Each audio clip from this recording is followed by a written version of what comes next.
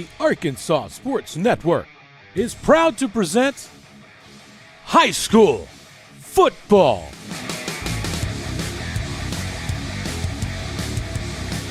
It's the Arkansas Sports Network's Game of the Week. Stiff arm. He's got one man to beat. He's got it. That's a touchdown. I didn't expect that one. The Arkansas Sports Network's Game of the Week is brought to you by Arkansas Tech University, by Tyson Foods, by D3 Auto Sales, and by Heirloom Legal Services. If you enjoy the stream, please hit that like button and consider subscribing to the Arkansas Sports Network. He's got a man wide open.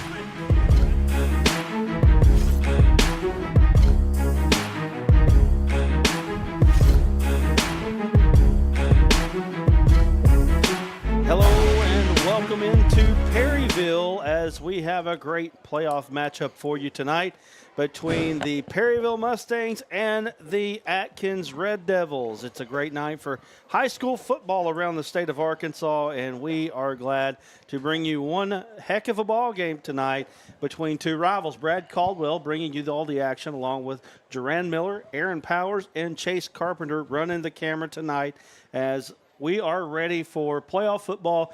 Duran, I will tell you, this is one of our favorite times of the year here at ASN. Playoff ball, it don't get any better than this. You've been waiting all year. You've been going to every game trying to figure out who's going to be the team to beat, who's the pretenders, who's the contenders, and it's finally here for us. And 3A, one of the deepest, if not the deepest conference there is in Arkansas this year. It's going to be a lot of fun to see how this 3A playoff bracket works itself out. And we've got a good one tonight. It was a one-point game for Atkins back in week 0. Yes, it is. And the uniqueness of this is that not very often do you get a chance to play against your rival, and that's exactly what we've got tonight between Perryville and Atkins. These two might not always be in the same conference, but they are always rivals, and they're always on each other's schedule yearly. But as you look at the playoff bracket here, the winner of this one gets a chance to go to Bismarck, and we have been to Bismarck, and we know that that's going to be a tough matchup there, but you got to take them one game at a time.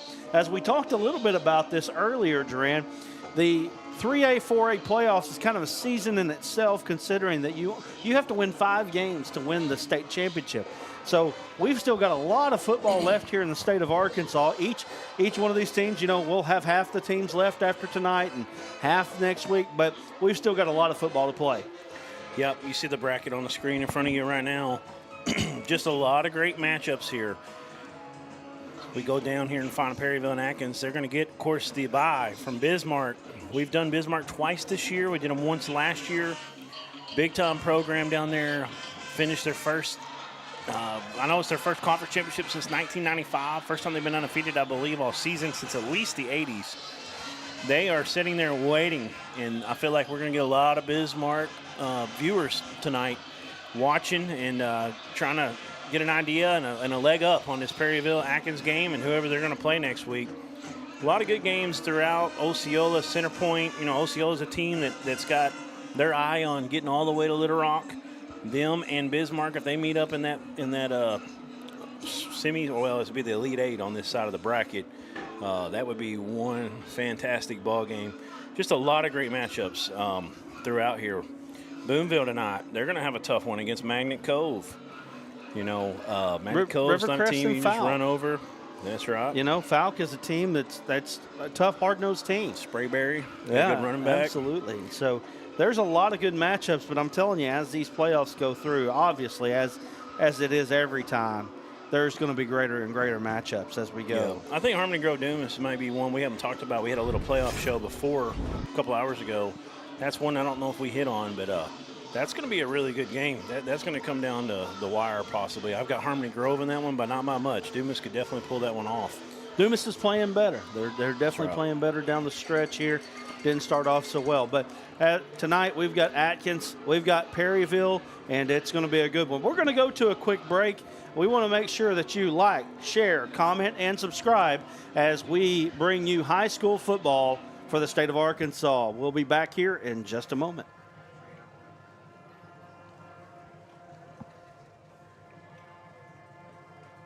Look, everybody's talking about D3 Auto Sales, and I say to myself, there must be something special about this dealership, and it's their prices. You can get one of these vehicles right up here for not a lot of money, right? That's D3 Auto Sales in Desart, d3autosales.com. We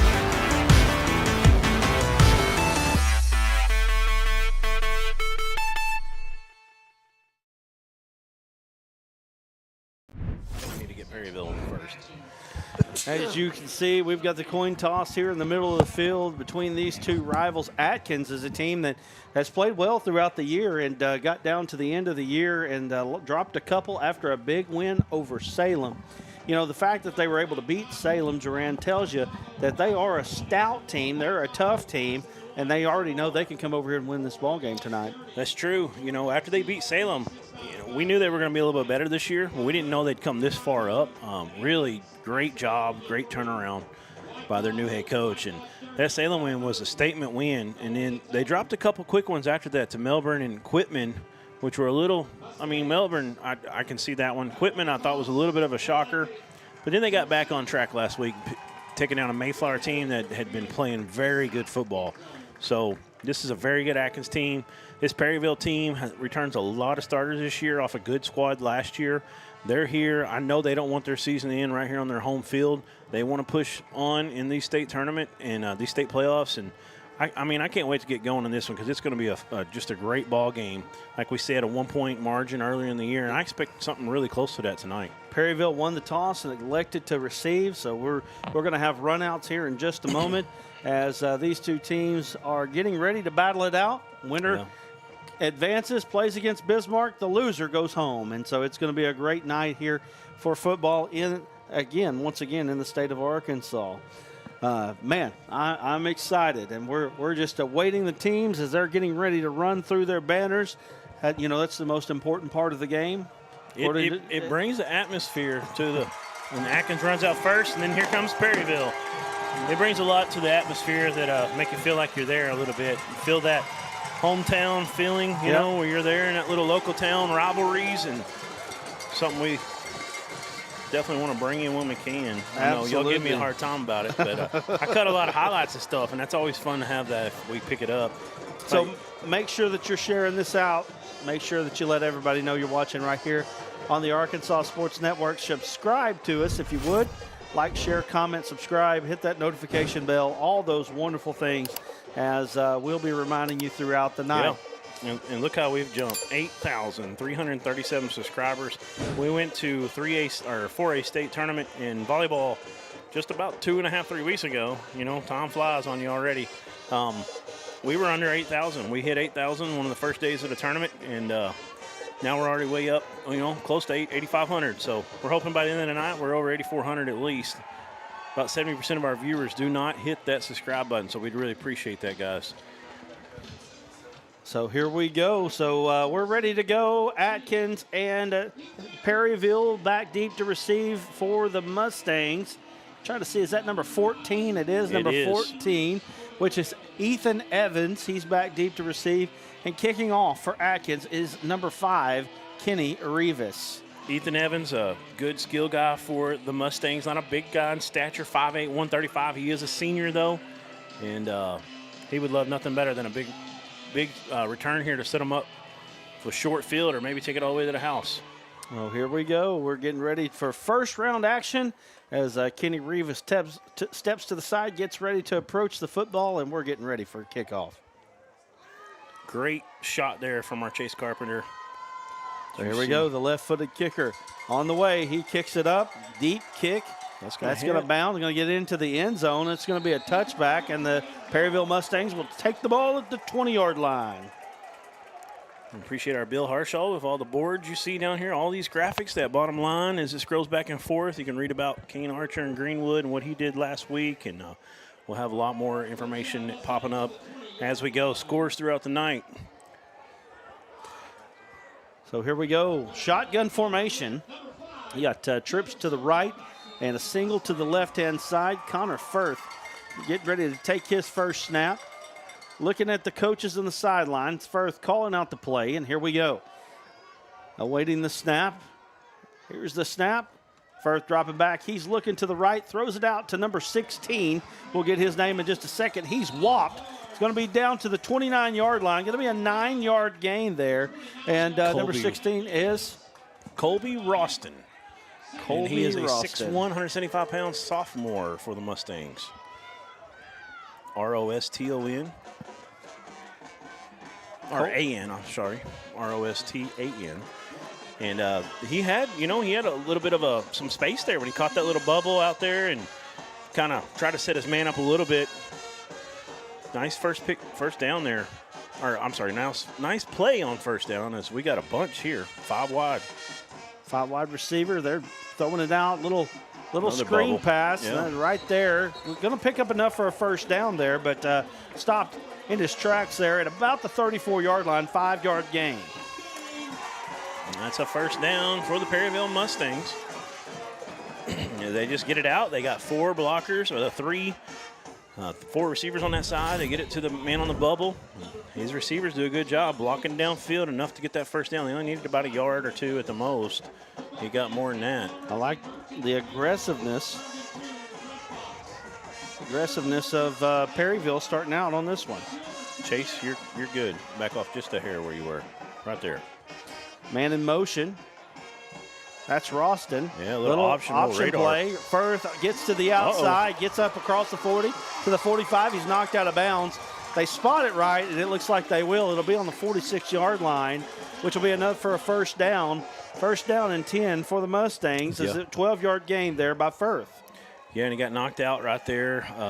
Close to contact a little bit late on the sideline. These teams don't like each other, and it's big-time atmosphere. If you'll watch here, the tackle on this replay. Actually, that's 2 plays back. We'll get it right here in just a moment. We got a penalty on the play, I believe, and then it's going to back them up 5 yards on the play, back to the 29. So you got a false start? Yep. Or? So 5 yards, we totally missed it, to be honest with you. So we're going to mark it down 5 yards, and we'll resume play here. It's all the way back to the 24. I'm sorry, it's 10. Yeah, it must have been holding. Yep, holding, yep. Firth, again, a little option play. Gets it to the outside. Gets Got across the the edge. 30. And he's going to be knocked out at about the 34. We got another flag on the play there. Wow. Tyler Hester on the carry. Yeah, Hester grabs his helmet in disbelief as another flag comes in. Sideline warning. Sideline warning. Okay. I thought possibly number 3 might have got a hold of number 40 there. Gave him the edge, but just got a sideline warning. So they'll keep the yards there. Back to the original line of scrimmage. So he got 10 on that play. Brings up second down and 10 now for the Mustangs.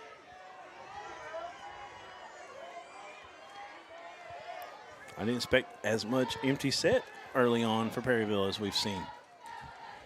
Looks like trips over to the left-hand side. Got doubles on the right. I like this formation here. Stack on the slot receiver there. Really tough to match up with formation-wise here. Firth in the backfield by himself. Calls for the snap. He's looking to his right. And Atkins comes on a blitz. Number 40 there. John Davis brings his man down. Big time hit. He just came completely unabated on the left side. Nobody there. Nobody picked him up. You'll see him right here. He's lining up between the slot and the right tackle. He's just going to come around to everybody. And I think the 10 they gained, they gave right back. And so it's going to bring up third down and 20 now for the Mustangs. Big play there by Davis.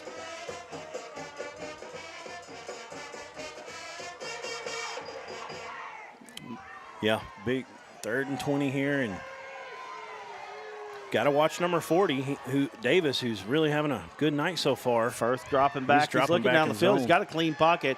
He steps up, though, looking down the field. Got a man. He's got a man behind the defense, and he's got him! That's number 14 again, the kick returner, Ethan Evans. And that's going to get all the way down to the 27-yard line.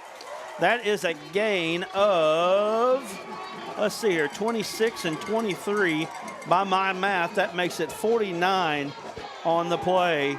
And right on the button was Firth to Ethan Evans.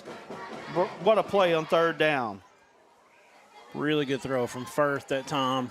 You know, he's just a freshman. No, I did not know that. Or am I looking at it? I'm looking at the wrong name there. Firth is a senior, Yeah, he's a 5'10", senior. 165. I think his brother's a freshman. So Firth dropping back again. He's got a pocket again, steps up, rolling to the right. He's Gonna have to dropping get rid back, of it now he's now. in trouble. Throws it out of bounds. Good play there outside the tackle box, gets it past the line of scrimmage, gets it across the line of scrimmage, gets it out of bounds, saves a lot of yards. You know, he's a senior. A lot of younger quarterbacks right there probably take a sack and put their team in a bad situation. Smart play there. Smart play there by Firth. Brings up 2nd down and 10.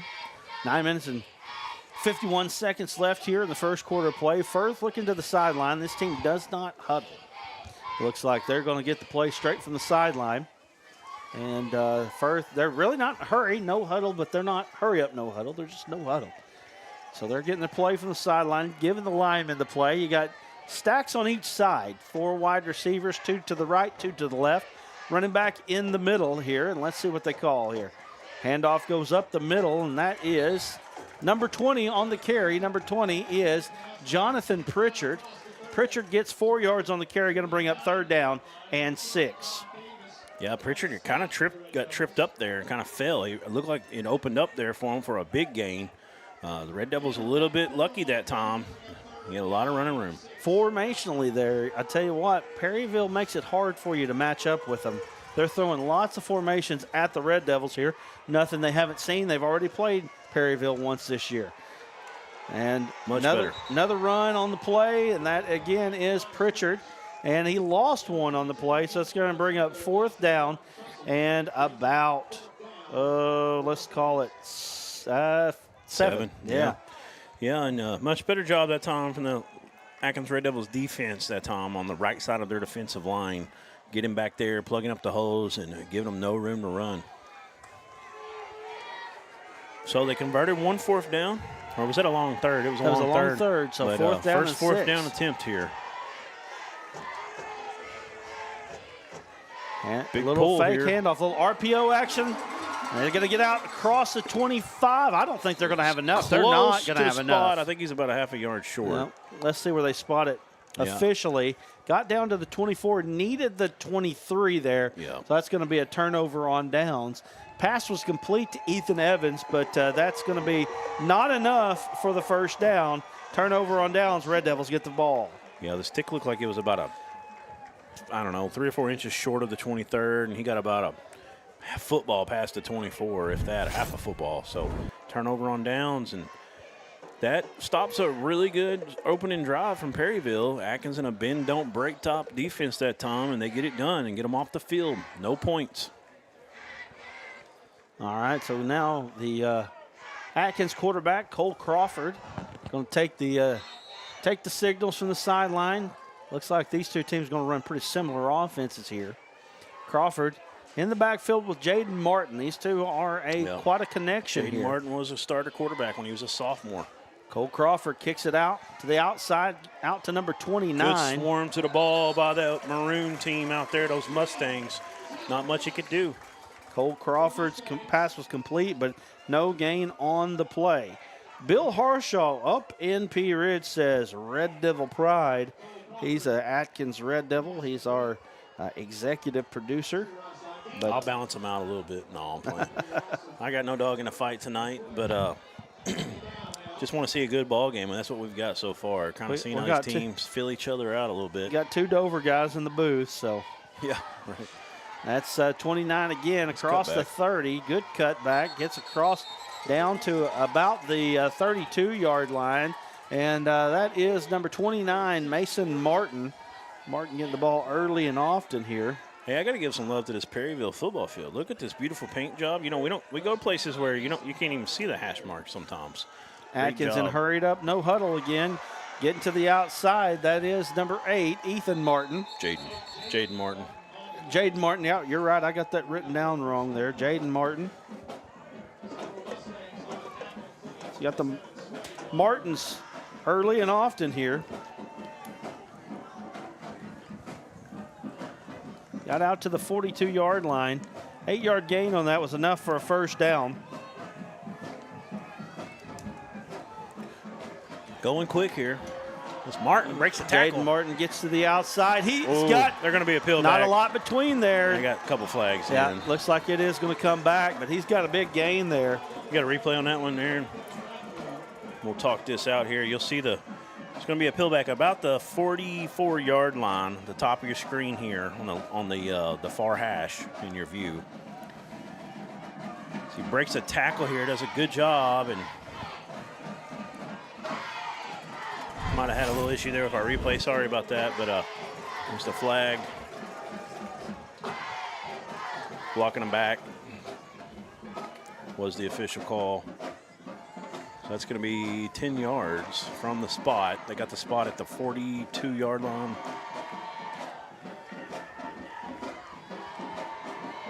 So it'll be a repeat of first down, 1st and 20. Crawford going to take the signals from the sideline once again. Looks like a reset of the play clock here.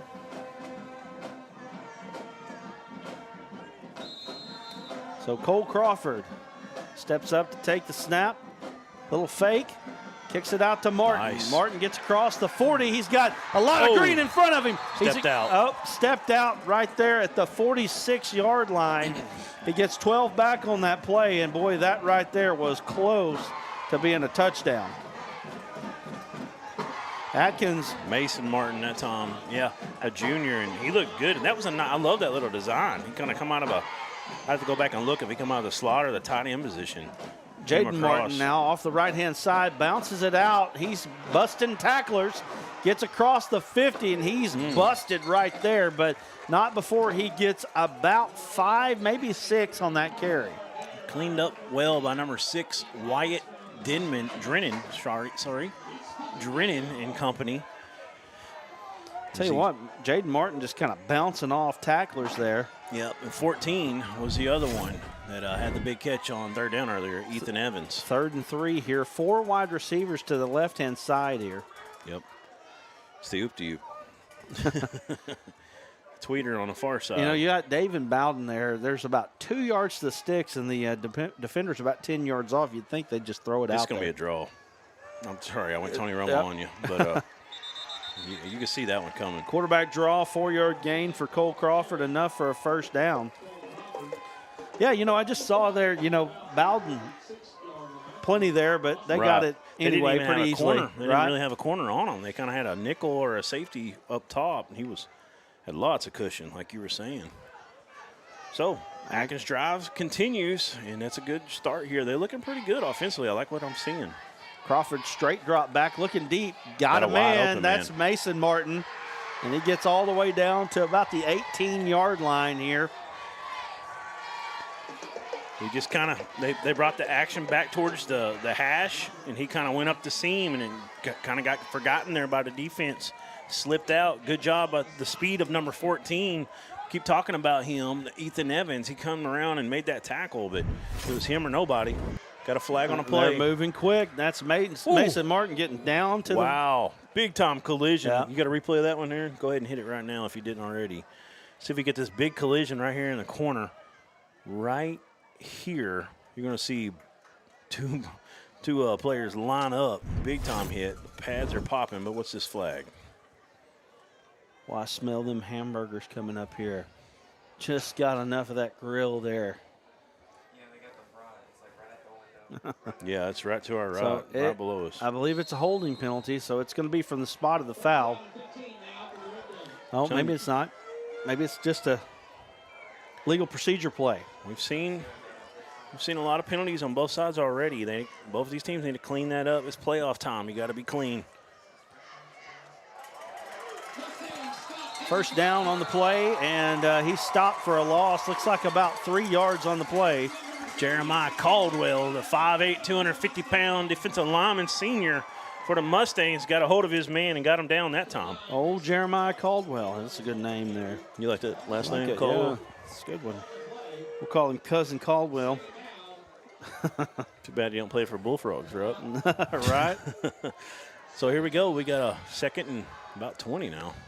Crawford looking to the right. He's got a man wide open. That's number 15, and that's going to be a good stop there by Perryville. That's number 2 on the stop, Tyler Hester.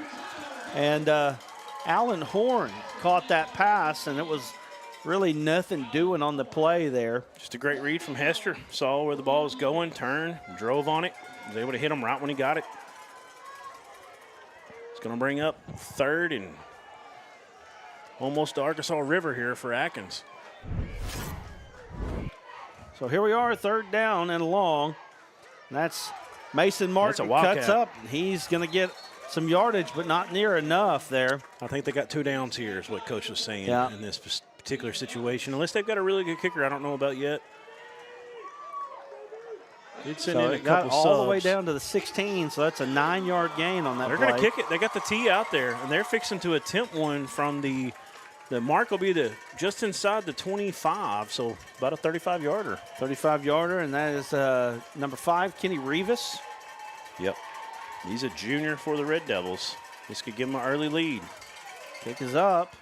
Wow. Got plenty of leg. Yeah, he does. And that would have been good for 45. And, I mean, he did it. Let's go to our local sponsors if we can. Appreciate everybody jumping on board with us tonight here from Perryville. We appreciate our sponsors, D3 Auto Sales and Arkansas Tech University, Tyson Foods, and Heirloom Legal. But we also got local sponsors that join with us, and we got Roland's Drug Store, Mayor John Rowland here in Perryville. Fog and Fern Clothing Company. Appreciate them joining us here. We'll give you a little bit more on them. Teague Law Firm, that is in Mark Tree, believe it or not. Joby Teague. And then we've got Caring Hearts Home Care, Sandy Teague. We appreciate the Teague family jumping on board with us tonight, helping us bring you high school football across the state of Arkansas. It's a good early drive from Atkins. Perryville got them in some tough situations, got them behind the sticks, and Atkins still able to get down and get a field goal. That's a weapon. Really fun to see Kenny Rivas come out there and boot that football. Not a whole lot of high school teams have a weapon like that. He's a guy that, it was a 1-point game early in the year, a 1-point win for Atkins, and I bet he played some dividends that night as well. Samuel Diaz says Suey. That's Razorback? Yeah. Doesn't spell it like Razorback. And ball Probably goes something. into Well, the he'll end probably zone. let us know So if it ain't. I messed up on the quarterback's name from Perryville. It's not Firth, it's Frith. Let's look at that roster. Is that what we got? So, Yeah, it is. It's just, Frith. we've got this roster we have is extremely tiny writing. So Frith. Yeah. Now Firth is their man that's made it to 363 consecutive ball games. That's his nickname. Okay. Mike, I think it's Mike Martin. So I thought you were saying his name for a moment there earlier. It was funny. But, so Frith is back to take the snap here. man, these are two really balanced teams. We're in for a good one. Handoff goes up the middle. That is number 2, Tyler Hester on the carry. Good hard run up the middle. Nice pickup on first down. Going to be a 2nd and short situation. 2nd down and about, what do you call that, 2? Long 2, short 3. We'll call it 8-yard game. We'll give him 8 on that one. 2nd and 2 as Perryville looking to the sideline. Signaling their play. Getting in a late sub. That's number 70 running in. He's going to be tired every time he gets out there. Of course, when you're my age, you feel that way, but he's probably good. That's Jace West, a sophomore. Bringing in extra offensive line. He's getting a buddy of mine up here from Perryville, Corey West. We got a timeout now, Perryville. We'll take a quick one with them. 2:20-19 left here in the first quarter of action. It is 3-0 Atkins. We'll be back here in just a moment. Look, everybody's talking about D3 Auto Sales, and I say to myself, there must be something special about this dealership, and it's their prices. You can get one of these vehicles right up here for not a lot of money, right? That's D3 Auto Sales in Desart, d3autosales.com.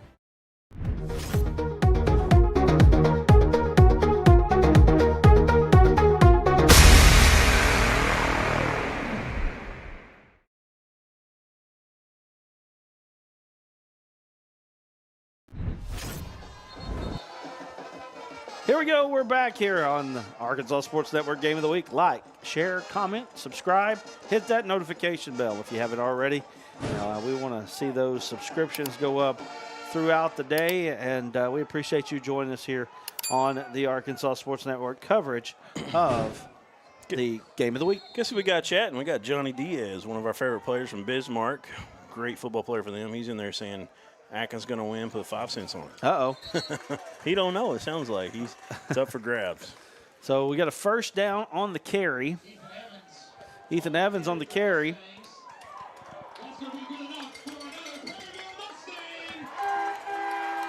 So first down. Ball's going to be spotted on the 32-yard line. So about 4-yard gain on that play by Ethan Evans. Enough for that first down. Ooh, high snap. Running right up the middle. Yeah, clearing some space. There's some extra hitting late. Number 40 from Atkins getting involved there. John Davis. He's you could tell he's a guy who likes to bring the wood, and he ain't gonna take no lip. That's for sure. This is gonna be a really good matchup here absolutely. as we see these teams. You could tell they don't like each other. Yeah, familiarity brings contempt. These two are actually in the same conference in basketball. It seems like about every other rotation they're in the same conference in football. Have been for years in football. And Had a coach at rivalry. Atkins come up to Perryville, so that adds to it. You know when that happens. Coach Kuhn talking about. Yeah. He lives in Atkins still, don't he? He does. He does. Coaches up in We got a Perryville. flag coming in from the back end there. After the play. Yeah, I think they got to get a hold of it a little bit, calm it down. We were at Hazen last Thursday night, and Hazen and Carlisle, of course, a huge robbery, and there was a lot of extra, and they kind of let it go a little too much, we thought, at times. Yep. We got 5 yards gained on it. It's 40. 40 was involved with 72 of Perryville that time, 72 being Jordan Williams, a junior.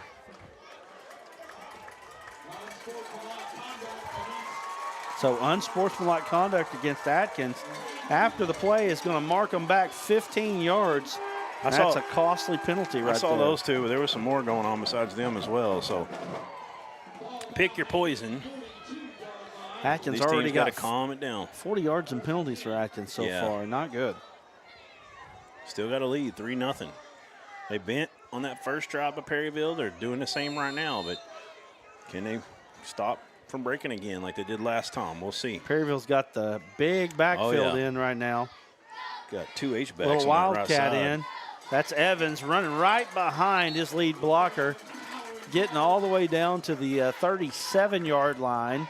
That's going to be another 5-yard pickup for Evans. Evans, a senior, one of the smaller guys out there for a senior, 5'8", 135, but he does a little bit of everything. Had that big catch. He returns the ball. He's plays a little corner, and now he's playing wildcat. So Frith not in the ball game right now. Yeah, I think they're in a wildcat top offense right now. Landon Cunningham now.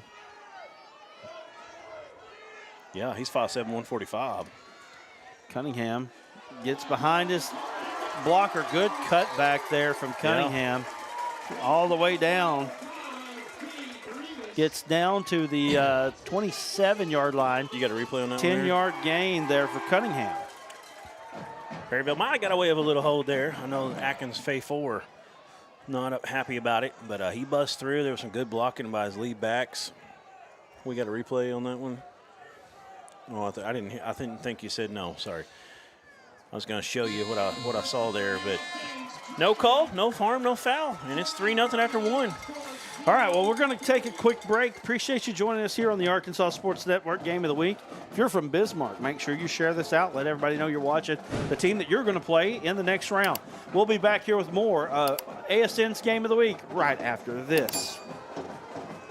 There comes a time in all of our lives when we need the help of legal services. Well, let Leah Jacobs at Heirloom Legal at 425 North Church Street in Atkins be your go-to when you are needing assistance. If you're needing a will or a trust, maybe you're helping an elder parent with Medicaid issues, or planning on opening a brand new business, maybe you have another legal need.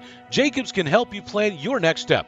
That's Heirloom Legal, helping families build and protect their legacy through estate, elder, and business planning. Call 501-819-2553, and walk-ins are welcome. All right, we've got our local sponsors. Appreciate Fog and Fern our clothing company there. Appreciate them joining us here on the Arkansas Sports Network Game of the Week. They're in a new location in Perryville, Arkansas. Stop by and see us. All your custom sport apparel needs.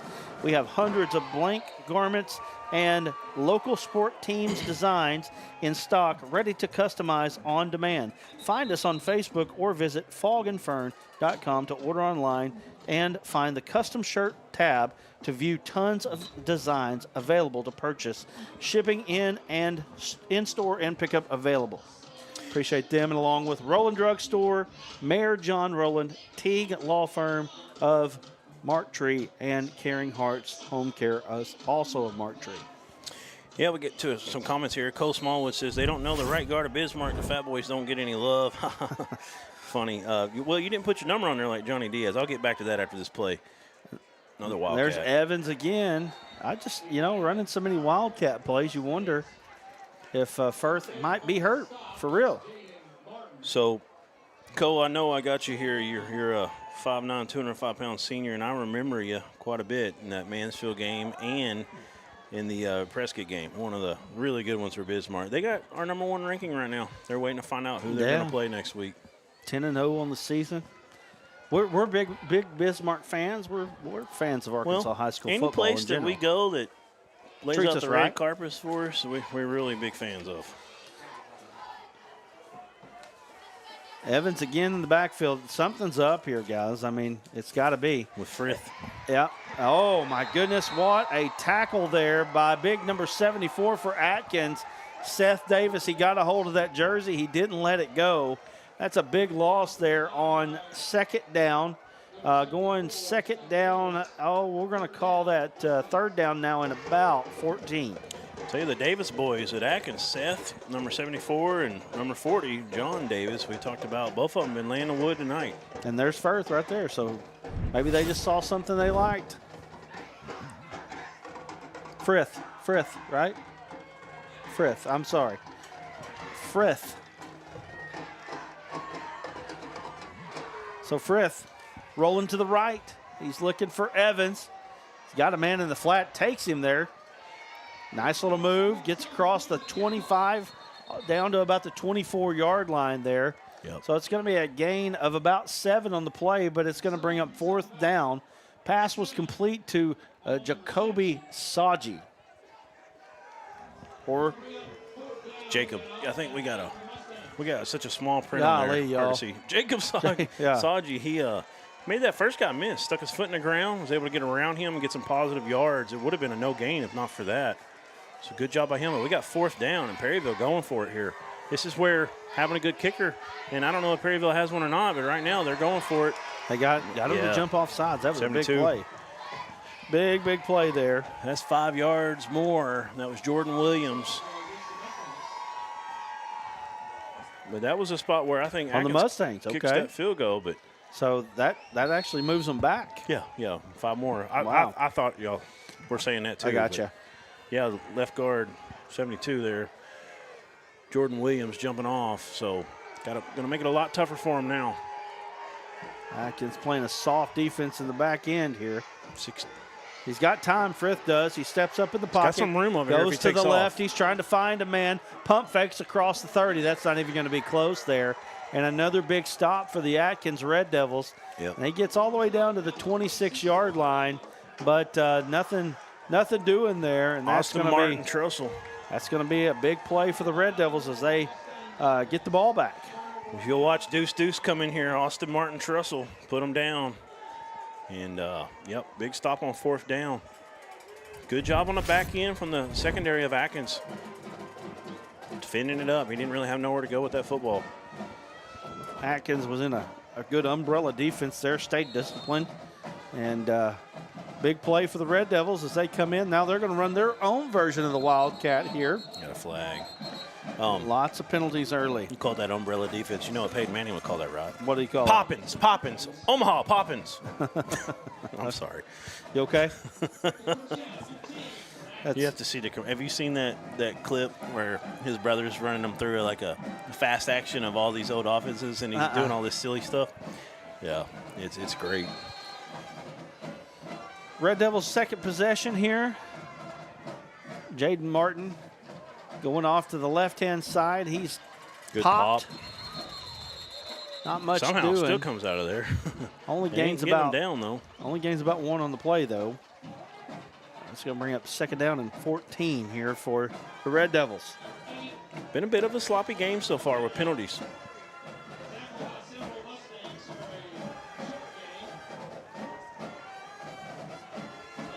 Second and 14. Crawford back in the ball game. Mason Martin splitting him to the right-hand side. They got a screen pass, Yeah, little tunnel nice. screen. Got the Got some lineman room. on the outside. Nice play there, getting big-time yardage all the way across the 40 to the 42-yard line. That's about an 18-yard gain on that. Big play. Let us know if that's Hegman, because that's Tanner Hegman that caught that ball, number 11. The stadium announcer called him Hedgeman earlier. I think I know his daddy. I think that might be Tyler Hegman's son, but I'm not 100%. Played some softball with Tyler, if that's so. Look at him, just rumbling, bumbling, stumbling through, ripping and roaring and breaking tackles. Nice run from the young man. Handoff goes to the right-hand side. Falling forward is Mason Martin, I believe.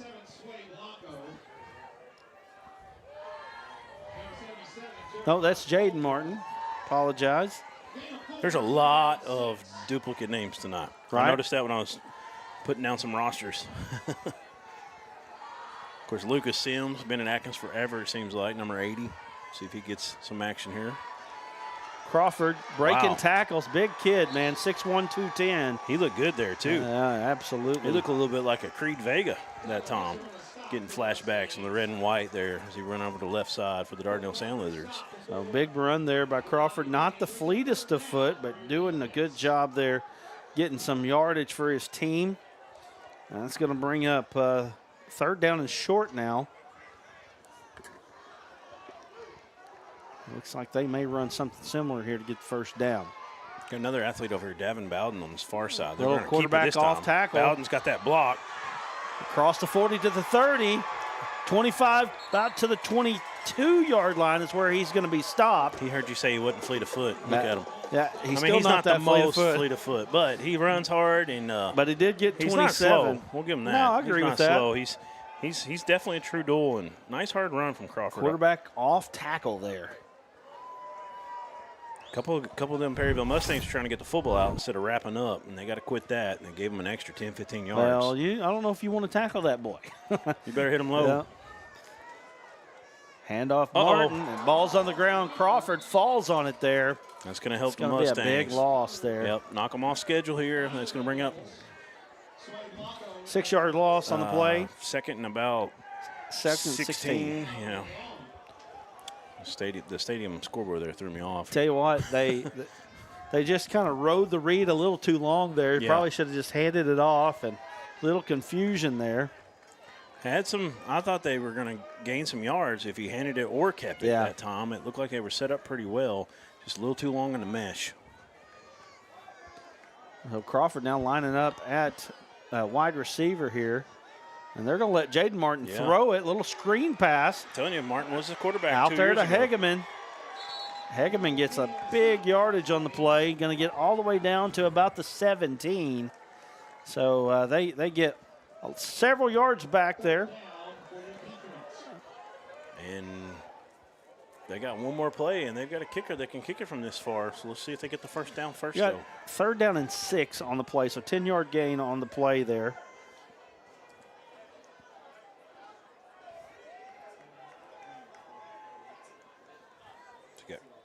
Crawford back at quarterback. Got Jaden up flank beside him. They're running back. Crawford hands off. Wow. Ball's it's a on the fumble. ground again. And Perryville's on it. Perryville has it. That was a huge play for the Mustangs. I was a little shocked with the conservative play call there. I know they were going to set it up for Kenny Rivas, but now, you take it out of the hands with a turnover. Josue Blanco. Take it out of the hands, or I should say the foot of your kicker. Josue Blanco gets it, and big-time play there, and that was huge because Atkins feels like they have all the momentum right here. Let's see if that puts a little pep in the step of Perryville as they come out here on offense after that big stop right there. 6 minutes and 5 seconds left here in the first half of play. 3-0 is the score. A lot of offense, but not a lot of scoring so far.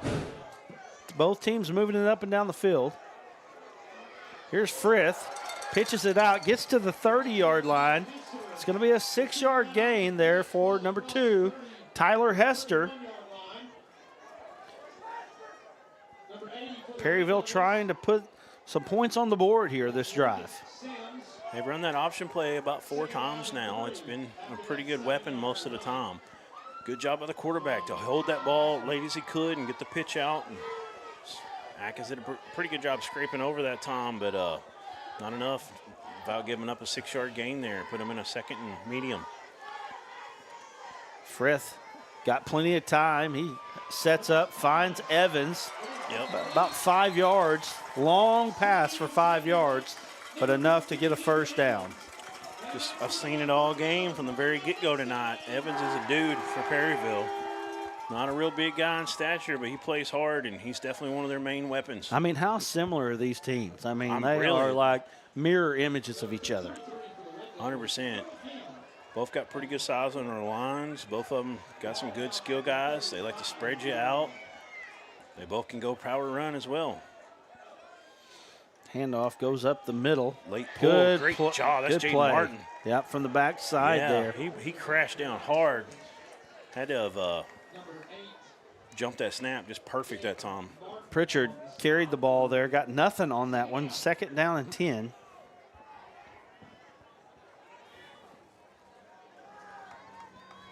Perryville, again, interesting. You see a lot of hurry up. Perryville is not hurry up. This is just no huddle. No huddle. They want to control the clock as much as they can. And in the backfield, Atkins got him again. Pritchard going to lose a yard on that one. Great job that time, getting penetration in that backfield. Number 70 for Atkins, one of the first guys back there. That's Solomon Lytle. How about big 79 there on the nose? Big Camden Newby. Big old fella. Both of those guys are sophomores. 5'10", 330 for Newby and 5'8", 215 for Lytle. Big kids. So now 3rd down and 11 here. See if Frith can pull some more magic out. And you got to look out for Evans if you're Atkins. 5 wide. Frith looking downfield. Got a man in the middle. That is Evans again. Ooh, took a pop. Not going to be enough here. Where are they going to spot that? Are they going to spot it right at the 40? They are, which is going to be a 6-yard gain. Going to bring up 4th down and 5 here for the Mustangs. See the replay here. We're going to see number 31 for Atkins, Blake Mitchell, the junior, come in and about to take his head off here at the end. He got a little bit lucky. Kind of just got out of the way, honestly. Looked a little worse at first. So it looks like Perryville's going to punt. Who is back deep for Atkins? I can't get that number. We'll get it in just a second. Here's the punt. That's 11. I believe it's Hageman. Yep, Tanner.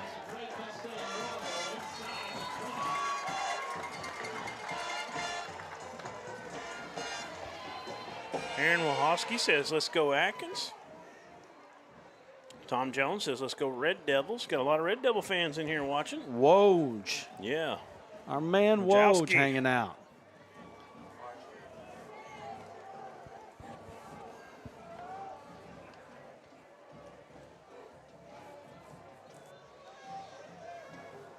The Woj abides, Brad. The Woj abides. Yeah, he's there. Hanging out, right? Here we go. Appreciate him. He's watched a lot of games with us over the years.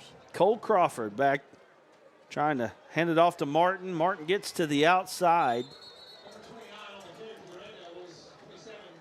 And just by an angle here, looks like he's going to get about 4 yards on that one and make it 2nd down and 6.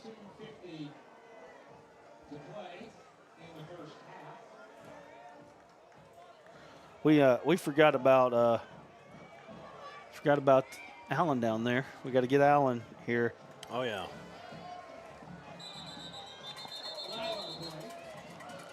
we're closer to the field than normal. We normally can see them down there, but we have to look straight down really to see the near sideline. So we got flag on the play. Going to bring up second down now in just a little over 10. Another flag. That's one thing that if you're an Atkins fan right now, you're probably not real happy about. The flags, just really not being able to overcome those so far. And we're getting deep into this half, 2:30 and counting here. This one's going by quick. Crawford rolling out to the right-hand side. He's being chased. He steps back. He's in the end zone now. Rolling back to the left, and he throws it, but pass is going to be incomplete. And he did just enough to get out of that. He was in trouble for just a second, but able to get past the defender and incomplete pass. The left side of the secondary for Perryville, hats off to them. Great job from a triangle of defenders down there. You had number 6, Wyatt Drennan, number 3, Will McKinney, and, of course, Ethan Evans, number 14. Just all over their man. The way he was trying to roll out to, had to reverse his course, nothing there. Crawford looking deep. He's got a man on the corner here. Big. Oh my goodness. That was almost a big play there. He actually high-pointed that ball a lot better than Perryville did. Mustang's very lucky that he dropped it as he went down. You'll see the replay. We got great camera action. Watch Chase Carpenter, our cameraman here. Look at him. Almost gets the football the entire shot. That's hard to do. Ball comes out at the last second. Good Allen play, Horn good just sportsmanship. couldn't quite, pull it in. He did high point it well, though. I'm going to tell you something. Especially on this level, you don't see too many teams running that corner route like that. That was a big-time throw there from Crawford. Here's the punt. Frith back there. And ball's going to bounce. Going to bounce just across the 50-yard line at the 49 of Perryville. Great starting spot for the Mustangs. For the 49, their own 49.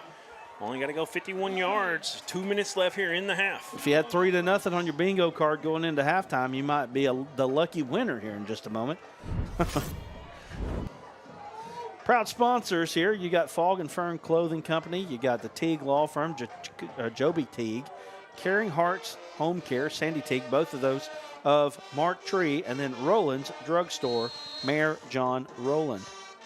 Casey Devil says, "Go Mustangs" from a former Perryville High School alumni. Thank you, Casey. We appreciate the comment. And Zach Bartlett says, "Let's go, fellas." So here we go. Perryville in motion, fakes the jet sweep. Frith, he's got a man behind the defense. Is he going to be able to complete it? It's just overthrown. Wow. Intended for Grant Griffith, 5'4", 125 senior. Great play design. Overthrow him, right? 5'4", not real big, but man, he gave it everything he can. He was running as hard as he could there. Just a little too much zip on that ball. Good job by Chase there once again, getting that whole play. That was a lot of action there from Perryville in the backfield. Kind of had a counter draw or a little bit of a counter going there, and they ended up pulling the ball out. He was behind the defense. If he gets rid of that, if the quarterback gets rid of that football a second sooner, I think he's going to run under it. Yeah. Pass goes out to the left-hand side, and he is stuck. That's number five there, Kenny Rivas. That's the kicker, saying, "I don't just kick the football. I'll come up and put you on your backside as well." Rivas, the junior. No gain on the play there. You know, this Atkins junior class is humongous. I don't know if you've noticed that or talked about it any this year. They got a really good junior class, and of course these seniors were really talented moving up. As I can remember calling a lot of their games 2 years ago. Pumping, trying to get behind the defense. Atkins has got him, but he gets out of trouble here. Keep dropping back. He's throwing it up. That's scary, and that should have been picked off. Yeah, I think if the first Red Devil that could barely get his hands to it let it go, the one in the back that ended up hitting probably would have had a clean catch that time. Had a run all over the place. He finally had a guy come across the middle, but you can't hardly do that when you're 20 yards behind the line of scrimmage. You're throwing across your body. Field's a little dewy as well. Hard to kind of stick your foot in the ground and get a good stable balance there. So 3rd and 10, or 4th and 10, I should say. So here we go. Here's the punt. Angling to the sideline. And, I mean, he put it right on the sideline. About the 19 it looked Good like. punt there. Going to get inside the 20. So about a 32-yard punt there. Nice job. Atkins gets the ball with just over a minute remaining here in the first half of play. Been a good one here. Make sure you share this out with your friends. If you know somebody watching a huddle cam right now, get them out of there. Bring them over here. Watch here on ASN. Casey Devil says, played many years on that field. A lot of love for that field. And Tom Jones says, 76 alumni from Atkins here. Aaron, can you mute the Bluetooth channel there? Okay, thank you. All right, so here we go.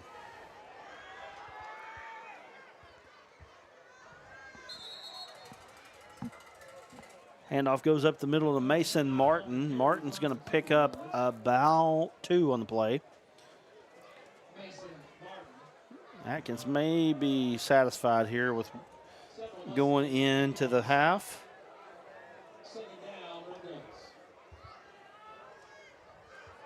Pitch goes to the outside. Uh-oh. Got a lot of room there. Yeah, good move. Evans. One man to beat. That's your guy over there, man. Tanner Hagman doing a good job getting all the way out to the 50. So that's 30-yard gain on the play. And, I mean, I thought they were going to be happy with going in, but I guess not. They may try to make something happen here. They need about 20 yards to get Rivas a decent opportunity, maybe 25. And I think he'll be – that one he kicked earlier from 34 would have been good from 44. 3 timeouts for Atkins, so they got plenty of opportunity here. Crawford kicks it out to the outside once again. They're doing a good job on that wing out there. David Bowden picks it up, and that's going to be a 7-yard gain. Going to bring up 2nd down and 3 here. 26 seconds to go. Plenty of time. This game, the first time I believe, was 26-25, so completely different so far in this first half at least. They're doing it again. Perry going to get them down here. They got to make them waste the timeout. They won't. Great run after the catch. Man, I'll tell you what, they're executing well here in this 2-minute drill. It's Bowden again. If I remember correctly, he plays some basketball. He's an athlete.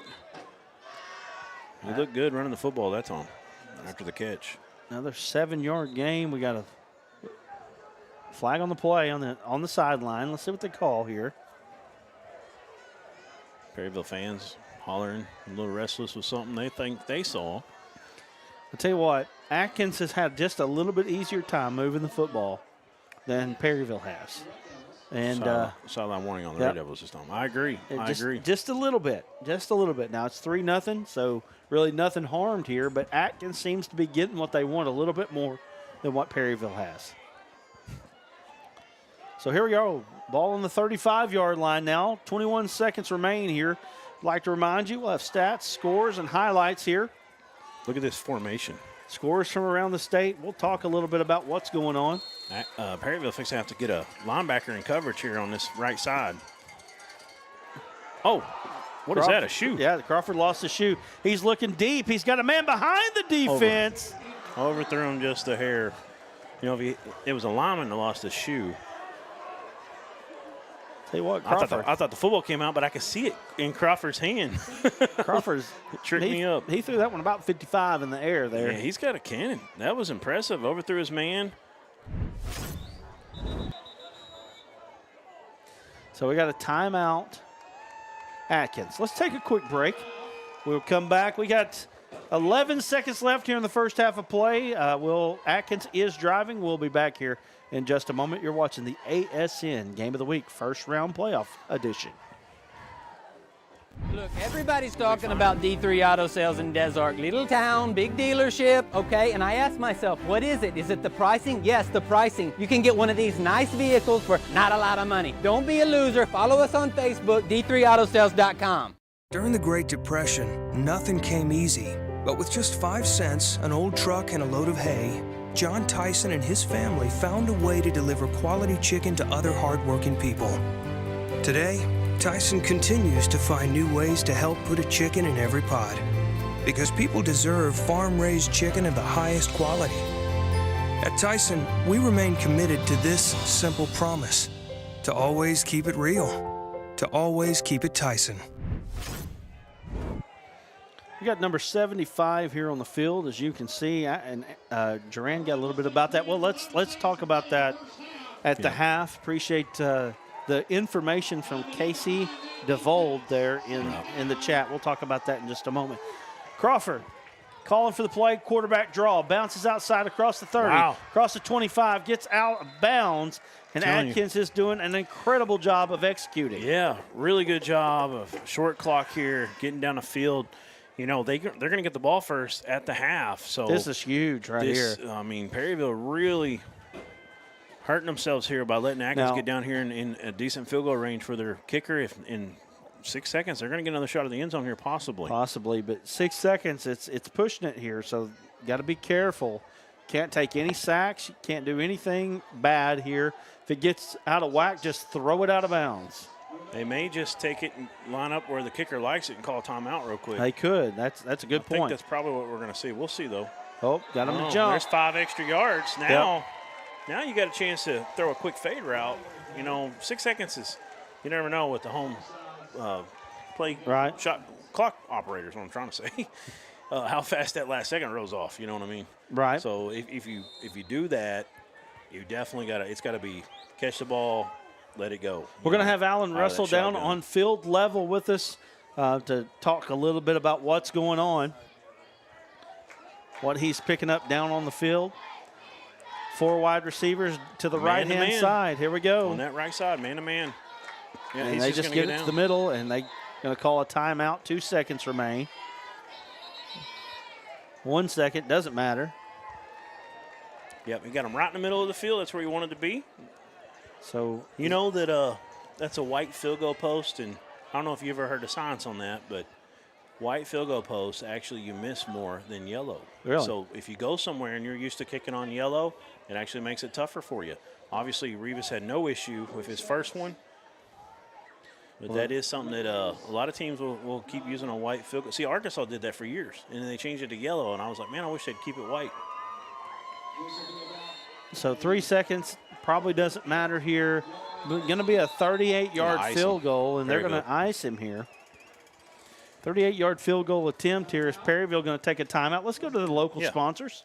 Well, go ahead. Get that comment, too, on number 75. Let's go ahead with that as well. So we were up here earlier, and I was talking to Mr. Martin, Perryville alum. You know, he bleeds Perryville maroon. And he was telling me that was about one of their players that lost his life during COVID.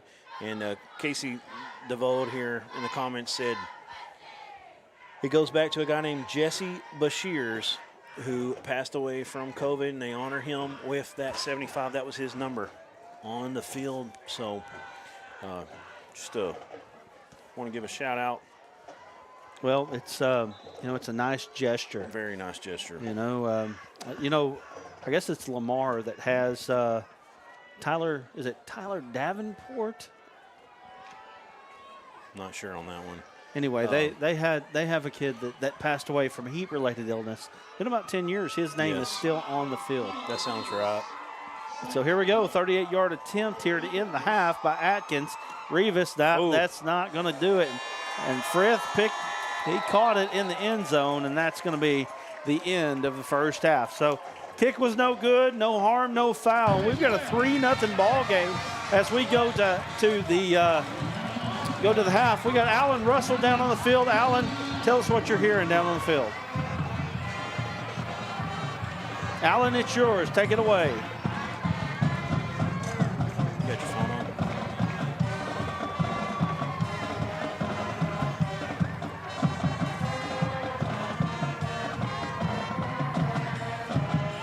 All right, Alan, it's yours. Hey, raise your hand if you had 3-0 on your bingo card. Man, this is a defensive battle out here tonight. So I look for more of that in the second half, the way the battle in these trenches are right now. It's going to be tough for either team to move the football here tonight. So we're looking at a low-scoring football game. All right. Back to you guys. That's Alan Russell down on the field giving his analysis. We're going to go to a quick break, and we'll have halftime stats.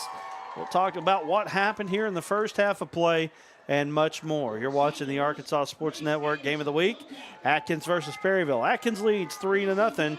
We'll be back in just a moment. Everyone tells you to think about the future, but there's power in the process. We value this moment because at ATU, every moment brings you one step closer to what comes next. You've got this. Right here, right where you are.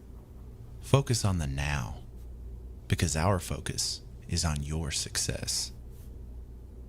It's so hot, you're gonna think my prices look like a mirage. Wrong. The prices on these trucks are the lowest prices ever. My trucks look different. Drink plenty of water and wipe your eyes. You're not gonna believe these prices. Go to D3 Auto Sales on Facebook right now. There comes a time in all of our lives when we need the help of legal services. Well, let Leah Jacobs at Heirloom Legal at 425 North Church Street in Atkins be your go-to when you are needing assistance. If you're needing a will or a trust, maybe you're helping an elder parent with Medicaid issues, or planning on opening a brand new business, maybe you have another legal need.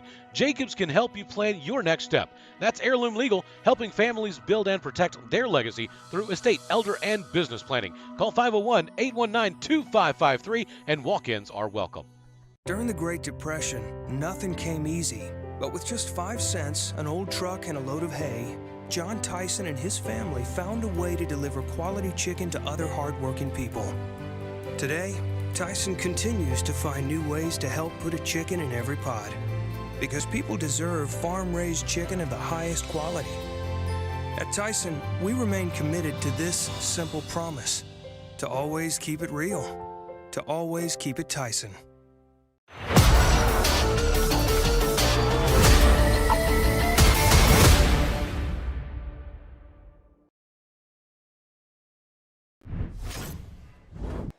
We're back here on the Arkansas Sports Network Game of the Week. Atkins leads 3-0 over Perryville. Been a good ball game so far, Duran. Obviously 3-0 and wasn't exactly what we expected here. Not at all. But, both teams have moved the ball well. They Right. just haven't scored. It's been between the 20s for the most part, and like you're saying, it's been a lot of offense, so it's not been a game that's not entertaining. Even though I don't mind a defensive battle, but there's actually a lot of offense, quite a bit for a 3-0 game. Right. We're gonna get some stats up here for you in a moment, but yeah, I mean, Atkins is gonna get the ball first. They really look good, kind of doing some things there. I think they're gonna continue to kind of see what's worked for them and make some adjustments off of that at half. And that was a really nice drive. They just run out of time right there before the half. So I think we're going to see a little more of that. They kind of go 5 wide a lot. They're hitting the edges. They're getting their quarterback, Crawford, to run the ball. They're getting some good blocking downfield.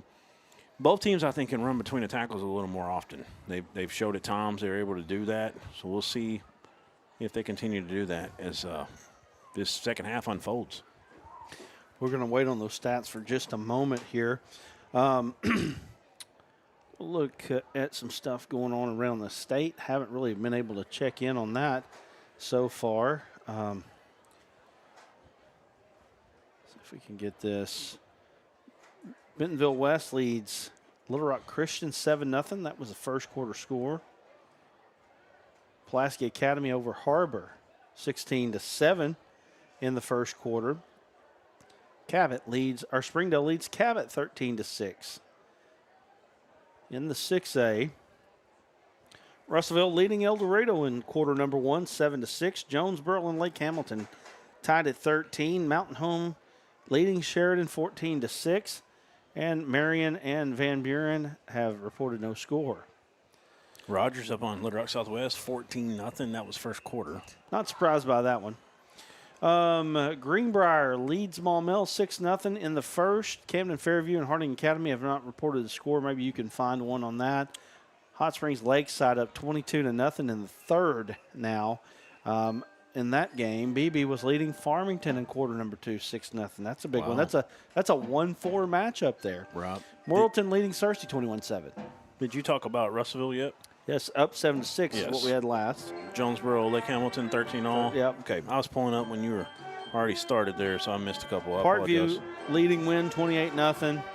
Parkview back up to their winning ways and really putting distance between them and the 4 seed there. Valley View up 24-8 on Arkansas High and Robinson, leading Valonia 21-7. Down in the 4A, Elkins up 38-0 on Helena West Helena.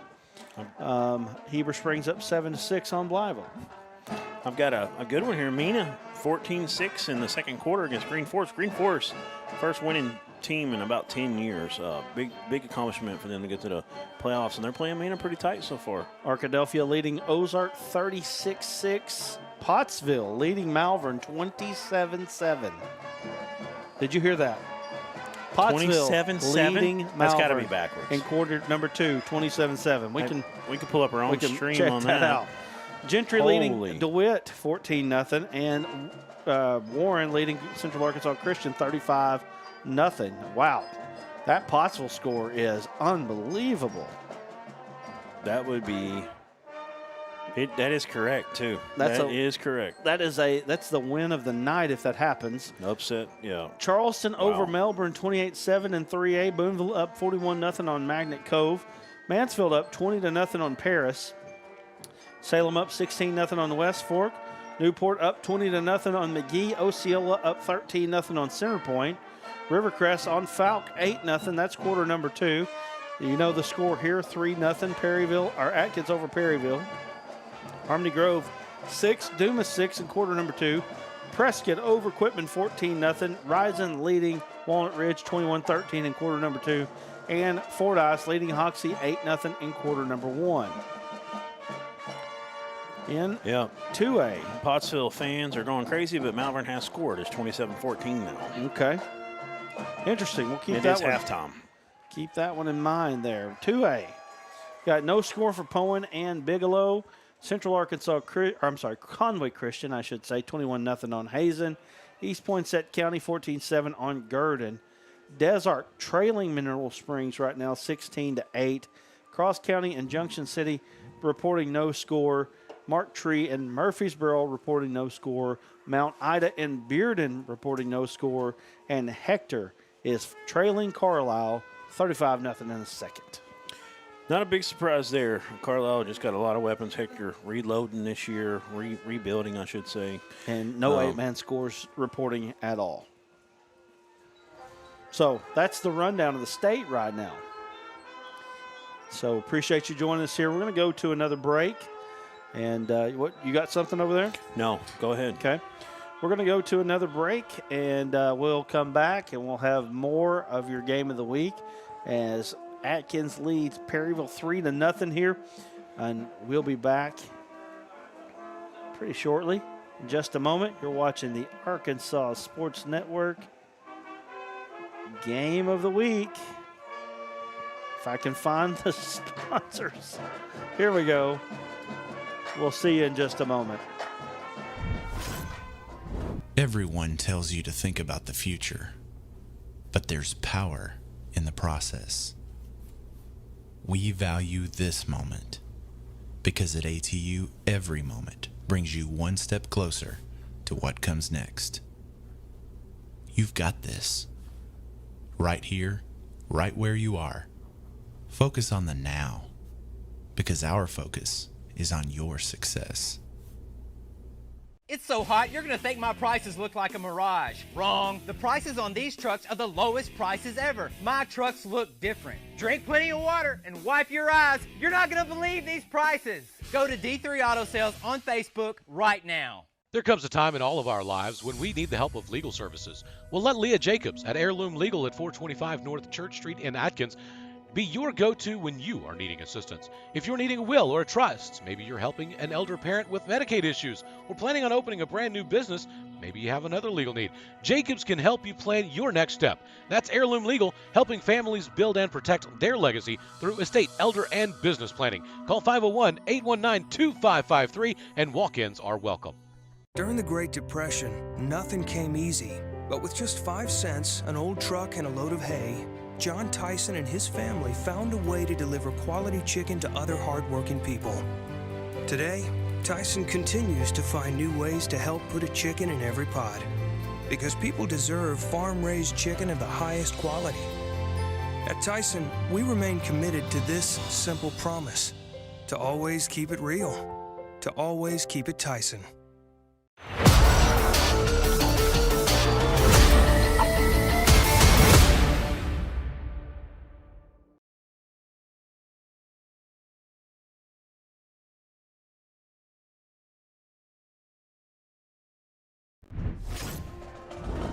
switchback. You can see the halftime stats here. Atkins, 177 of total yardage, 101 through the air, 76 on the ground, very balanced. Perryville really doing the same thing on offense as well, really pretty balanced, 85 through the air, 45 on the ground, 130 total, 1 turnover, and I think that's actually Atkins turnover, not a Perryville turnover.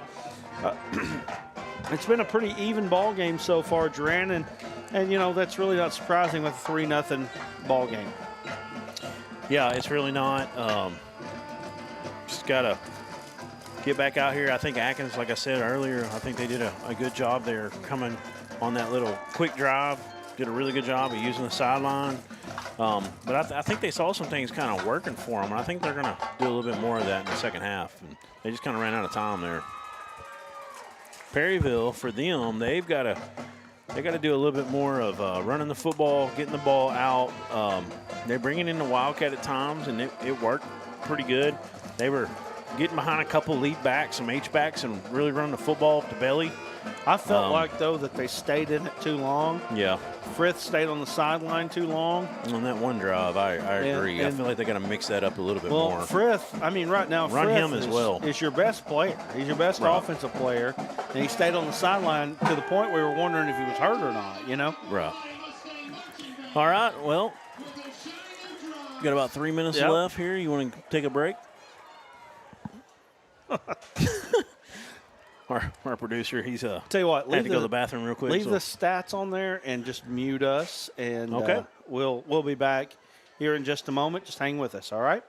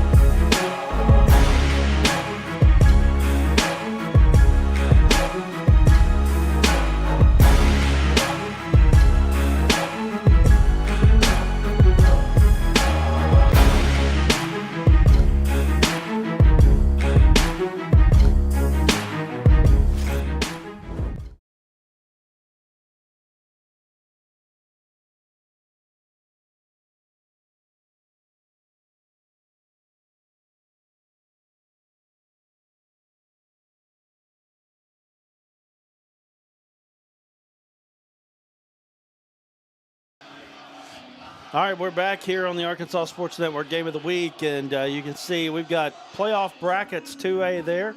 Murfreesboro, Mark Tree playing each other. We didn't have a score for that one. Bearden and Mount Ida, EPC and Gurdon, Bigelow and Poen.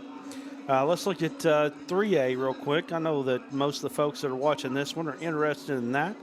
Bismarck hanging out up there right now with just kind of waiting. See who they play. They play the winner of this one right now. Atkins leads 3-0.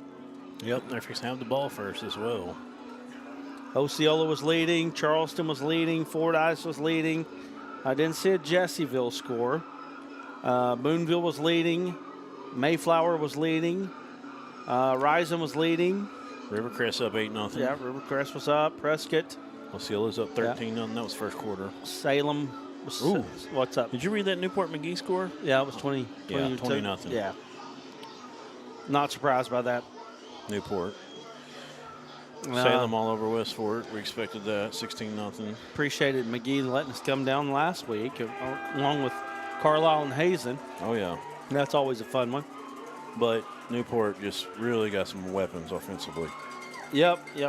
For sure. They're going to be hard to handle, I'm telling you. Being a 3 seed, don't let it fool you. They can win the whole thing. For sure. Charleston all over Melbourne, 28-7. Yep. I don't think any of these have updated, have they? I Tell think you everybody just about everybody's in halftime. Charleston right now. Osceola game next week will be real interesting. And that's a game. Christian in Bentonville West is tightened up 21-14 in the third. Okay. And you see the teams warming up. We're getting ready for second half action. 21-20. I'm not surprised by that. Springdale 21-20. Cabot, 1 point game. Springdale in the lead. El Dorado's pulled up on Russellville now, 24-14 around halftime. Lake Hamilton up 19-13 over Jonesboro.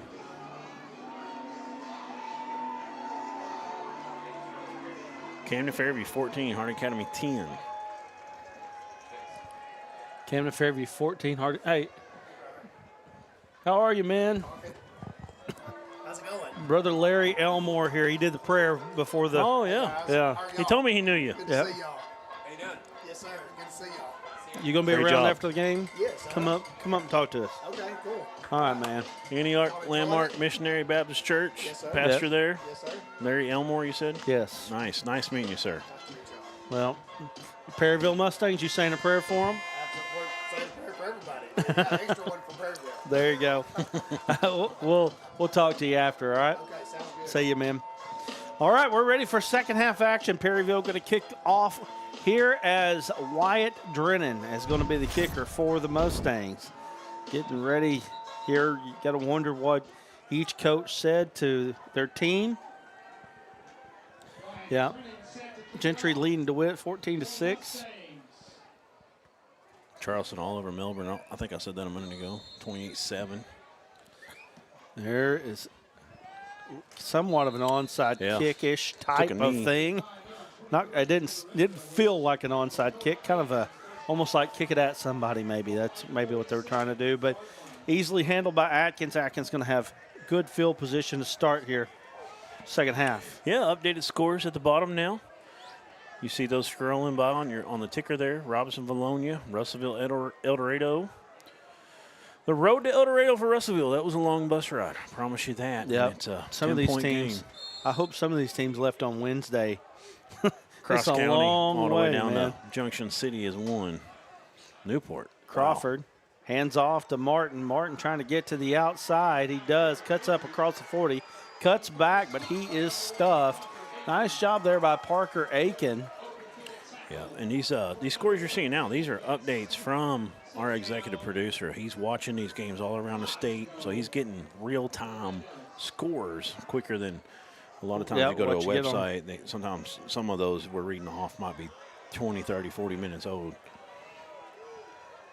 Yep. Faster than what you'll get on Fearless Friday right there Lake at the bottom of your screen. That's right. Lake Hamilton and Jonesboro are one of the better games in the state tonight. Got another flag on the play. It's going to be a false start penalty. And Atkins is penalized quite a bit tonight. Hazen keeping it close with Conway Christian without their star quarterback. J.J. Pinkney not able to go tonight after getting hit last week and hurt a little bit. Well, I'll tell you one thing about Coach Pasankin over there. He's going to keep his team in it, and they're going to be hard to beat no matter who's out there. They play hard. They play tough. Malvern has scored in that one, so that has changed. 27-14 now. And kicking it out to the outside. Good much job to it. swarming to the ball by the Mustangs. I think they're going to give them maybe one. And no movement at all on that one. I got my sister. My gosh, my sister is watching. I cannot believe it. All the way in Dardanelle, Arkansas.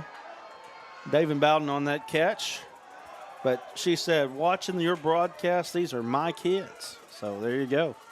I believe she's 10th grade English there at Atkins. Crawford seeing the blitz, steps up, goes away from it. Now he's finding a man on the flank, nothing doing, and Perryville going to hold him here in the first series. Yeah. And it looks like they'll get the ball back. I felt like Atkins had more momentum than Perryville at the break, and coming out with the ball first, I felt like they had a chance. You see a nice blitz off the edge that time, kind of rushed Crawford that time, and good job. Got to give Perryville a pat on the back. Coming out of the tunnel ready this time. So here we are. 4th down and 9 to go as Crawford gets the snap. Oh. There's a good kick. Better call a fair catch. He's got Red Devils all around him. Frith fair catches. And we'll get Perryville now with their opportunity. If you haven't already done it, like, share, comment, subscribe, hit that notification bell. We would really appreciate it. What's that live counter looking like? What is it? Has it changed much? We're about 3:33 to start the game. And we've gone up about 11 or so. All right. Okay. I believe that's right. Somebody was asking for a Mayflower Lavaca score. I'm trying to find that for you. All right. Motion man comes off to the right. Frith fakes There he it. goes. He just keeps moving the pile. Nice job turning the legs. And it looks like he got 3 on that one. Good quarterback battle this one is. I like what I'm seeing out of both of them. Yeah, she says 10th and 11th grade, so she's out there at Atkins. She's watching her kids play. If you're an Atkins Red Devil fan right now, you got your 10th and 11th grade English teacher watching right now. So Perryville 4 wide to one side, one singled up over here to the left. Frith. Good job. Cutting Nice little back, off got a tackle, block. gets He's across got, the 40, and that 40-yard line tripped him up. Yeah, he did. He Uh-oh. might be hurt. That could be really bad news.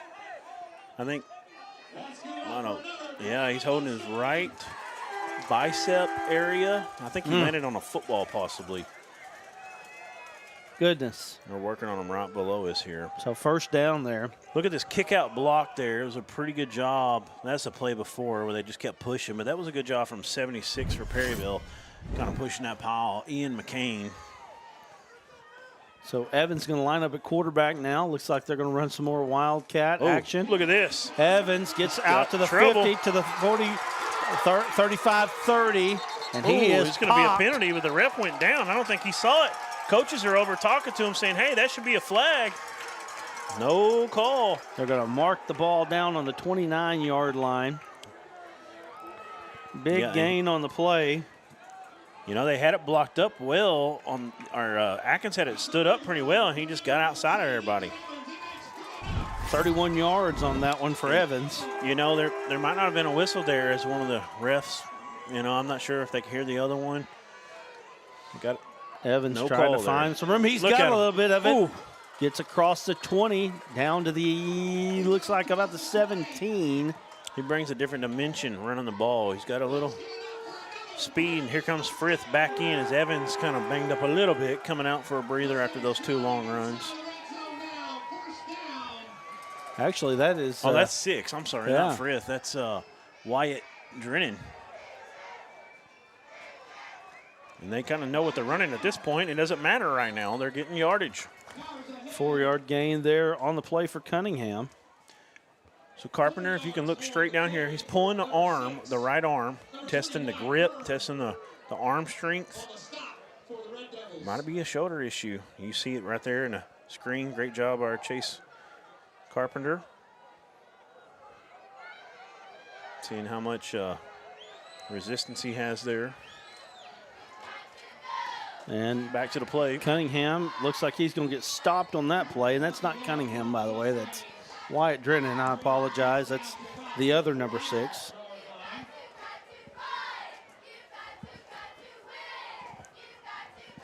And Wyatt Drennan carrying the football for the Mustangs. It's going to bring up 3rd and about 5 here. I'm sorry. Well, the stick says 2. Scoreboard says 3rd, so I apologize. 2nd and 5.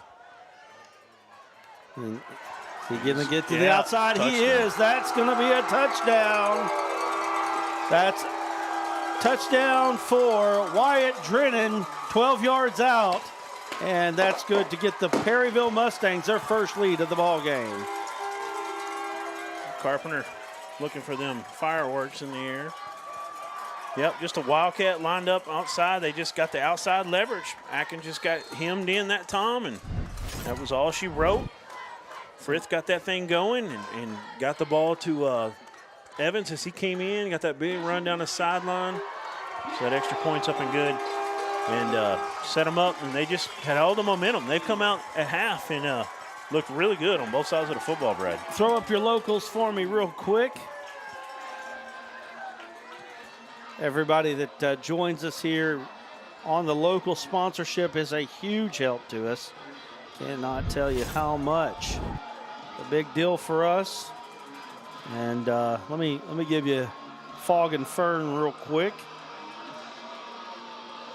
New location in Perryville, Arkansas. Stop by and see us for all your custom sport apparel needs. We have hundreds of blank garments and local sport team designs in stock ready to customize on demand. Find us on Facebook or visit fogandfern.com to order online and find the custom shirt tab to view tons of designs available for purchase, shipping, and in-store pickup available.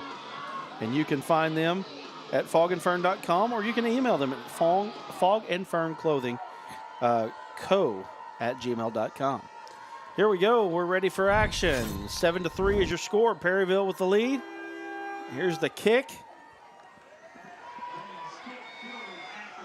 Trying to find a hole there, and just about found one. Gets across the 40.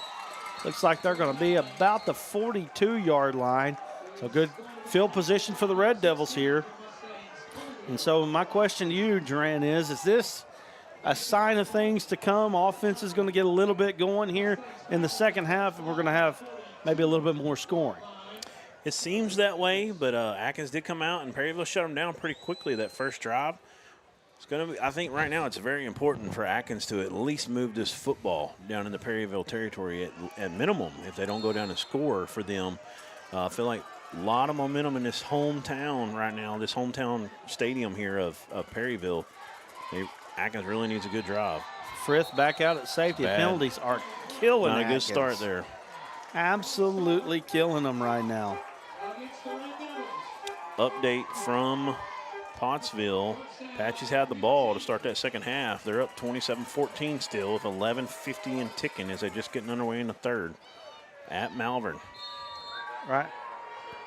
Right now. I don't think they've actually called any scores in from that one yet. Right now, 7 penalties for Atkins, 60 yards. My producer is telling me Levac and Mayflower, we had one of our commenters asking, but I don't think they've actually updated it. Rolling out to the left-hand side is Crawford. He flicks it out there. Almost intercepted, but it's going to be enough to get him a first down. Big-time concentration there. Looks like Mason Martin picked it up. Huge play for the Red Devils. And Parker Aiken, the 5'8", 160-pound junior for Perryville, is kicking himself right now because he had an opportunity to really get some major momentum. That's a big play right there. Could be a huge play before it's all said and done. Basically single coverage on the left side over here on the near side in your screen. Left side of the defense I'm talking about. So here we are. Little pass out to the corner. That's Hageman again. Hageman has lived on that play today. Going to get out. Looks like a 6-yard gain for the Red Devils, bringing up 2nd down and 4.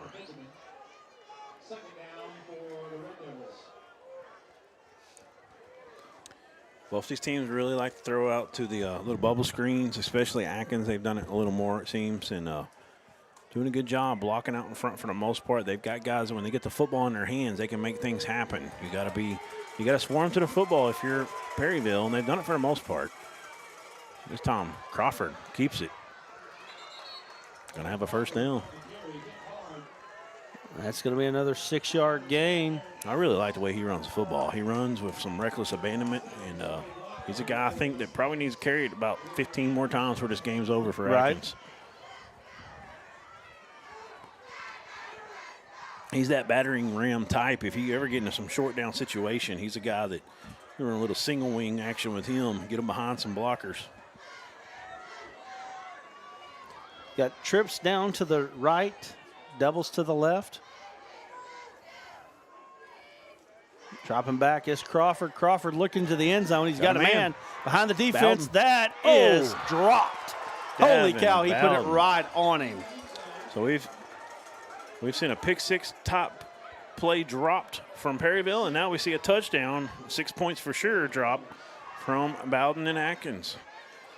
And we've got 2nd and 10, and yeah, we have a lot of trouble getting that corner from the booth there, so we apologize.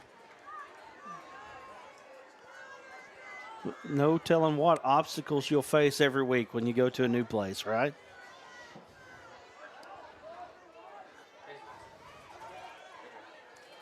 Martin coming off to the right-hand side, cuts back.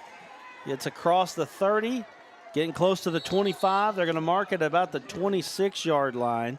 Mason and Jaden Martin, both of them, really good ball carriers. So like the footwork that time for Mason. 6-yard gain on the play.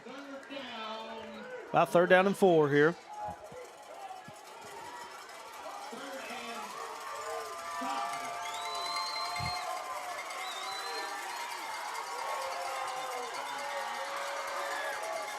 Little screen pass. They had it set up. And it was Jaden. He couldn't get back up in time to get that football. Would have had to make one tackler miss, but other than that, I think he would have got the 1st down. Looks like 4-down territory here for the Red Devils. 4th down and 4. This is a massive play in this ball game. 5:43 left here in the 3rd. Pottsville did not score. Malvern has it in driving at their own 35. Frith has had some shoulder trouble.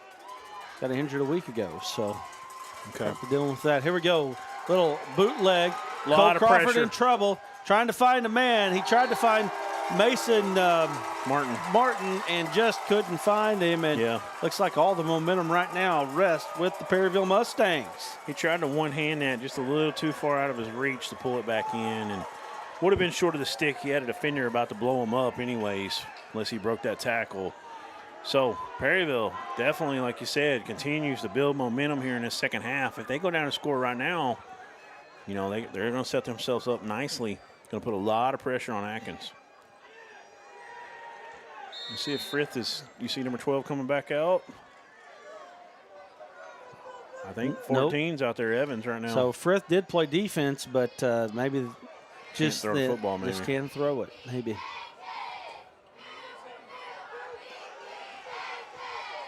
Charleston steal all over Melbourne, 42-14. Evans takes the snap, gets across the He's 30, quick. He's slippery. 35-yard line. Big 9-yard gain on the play there. Not quite a 1st down. Well, I say that. Where are they going to spot this thing at?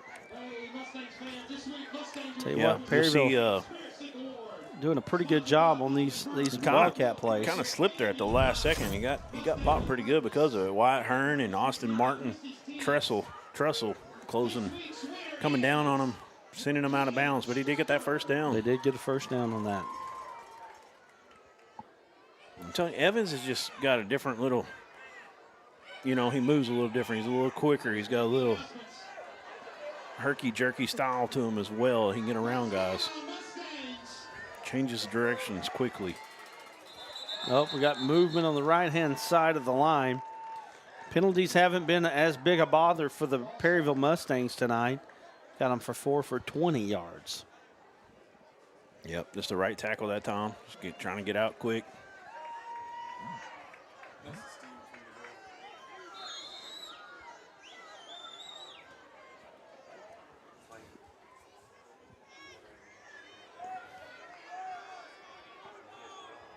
First down and 15 now for the Mustangs.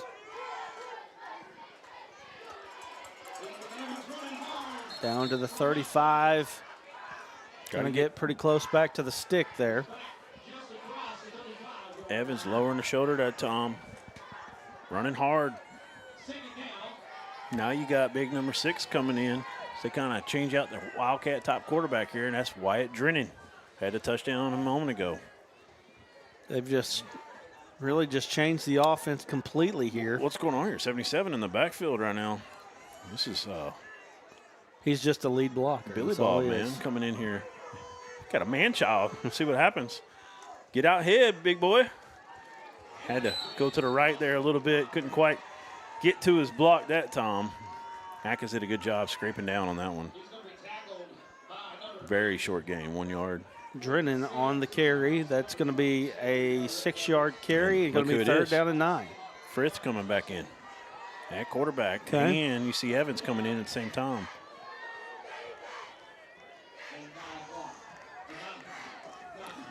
So 3rd down and long here. Big time play here in this ball game as time is continuing to tick away here.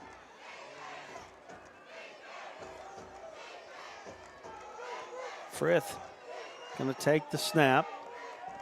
2 to each side. Fakes the handoff. Got a man coming off the edge, and Atkins got him. And he got suplexed Yeah. and going to come down all the way back to about the 25-yard I'll tell you line. right now, if you watch his replay, if his shoulder was hurting before, it was. John Davis is the first man there. He slips him. Big 79. Camden Newby, 5'10", 330. That sophomore. Like you said, Brad, just kind of suplexed him down, and that had to hurt. And that was a big loss there. Stopped a lot of momentum from Perryville, and they got Atkins got their punt returner back at the 35, so they ought to have pretty good field position here. We'll see. That's a high snap. Got High an punt. old-fashioned slobber knocker going on right now. It's 7-3. Atkins going to have good field position after that punt. 53 yards away for the Red Devils to take the lead. You know, this reminds me a lot of Atkins games back in the 90s with my Dover Pirates. Low scoring. Temperatures getting kind of cold. Not a lot colder than this, though, but Atkins just usually had that won. feel. Just had that feel. But the Red Devils usually won, though, right? I guess. Yeah. Most of the time. We'll see if they can pull one out tonight here as Martin takes the snap, gets across the 50, down to about the 49-yard line. 4-yard gain there for Martin. And, you know, as you said earlier. I'll tell you, though. Go ahead. Finish up. Well, I was going to say, as you said earlier, you got to think he's got to carry the ball a little bit more. I agree. And back to the Atkins Dover talk and all that, at least we were relevant, Mr. Mountain Bird. So, you know, we were in the playoffs. And we were playing for conference championships every year. We did too. In what? Football. You're all right. They did. We're all right. A little bit here and there. I agree. They did. 3rd down and 2 here on the big gain. I say the big gain, 4-yard gain. And they're Atkins starting to keep it on the ground a little bit more. 3rd down and 2. You're going to have to take me through the Mountain Bird lore of football tradition sometime when you get a chance. We don't have time. No, we definitely don't. Don't have time for that. I don't know. We might. I don't think it's going to be very long, but so 3 wide. Crawford goes off the left-hand side, and he gets tripped up. But I think he might have Great stumbled second forward for a 1st down. I think he did. He got it. Yeah, he got it. Great job here. If you see the Mustang coming in, tripping him up, and he's able to get one more foot down and lunge forward. That was number 7 for Perryville flying in. Grant Griffith. Good job from Cole Crawford. He's just a junior, 6'1", 205. He's a big quarterback. Atkins got to finish drives here. They've had plenty of them. They just haven't been able to finish them. Trips down to the right-hand side, singled up to the left. And that's Mason Martin coming off the left-hand side. Got a flag on the play. Yep. That's not good for Atkins. Big gain, but it looks like it's going to come back, and that's going to be another holding penalty. And Atkins is now penalized. This will be 70 yards of penalties after this one. It's going to be about 2nd and 19, it looks like, from the spot, maybe 20. They call that, I believe they're calling it a block in the back. But, you know, it's been a killer for Atkins tonight. Just when you think they're getting going just enough, they shoot themselves in the foot. Yep, replay first down, and it's going to be about a football more than 20 yards now to get a first down. So back to the 49-yard line. Between the 48 and 49.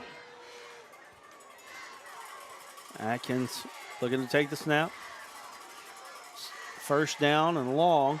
Mason Martin gets in the backfield. He's in trouble here. Perryville gets all those yardage back and gets all the way down to the 30-yard line. That's going to be enough for a first down. He got about 21, maybe 22. Nice run. You know, I'm just waiting on them to finish one off with the touchdown there. I mean, both teams, you feel like they've broke one, but they've just not been able to get past the defense. Ball on the 30.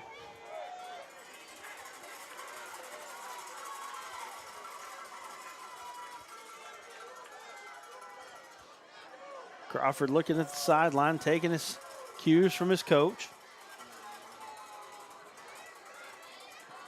Things starting to get down to the wire here as we're getting close to fourth quarter action. We'll have Alan Russell. You can get that channel. Is that channel muted? It is. Okay. There's a handoff, goes up the middle. I believe that's Jaden Martin. Martin's going to get 4 yards on that play.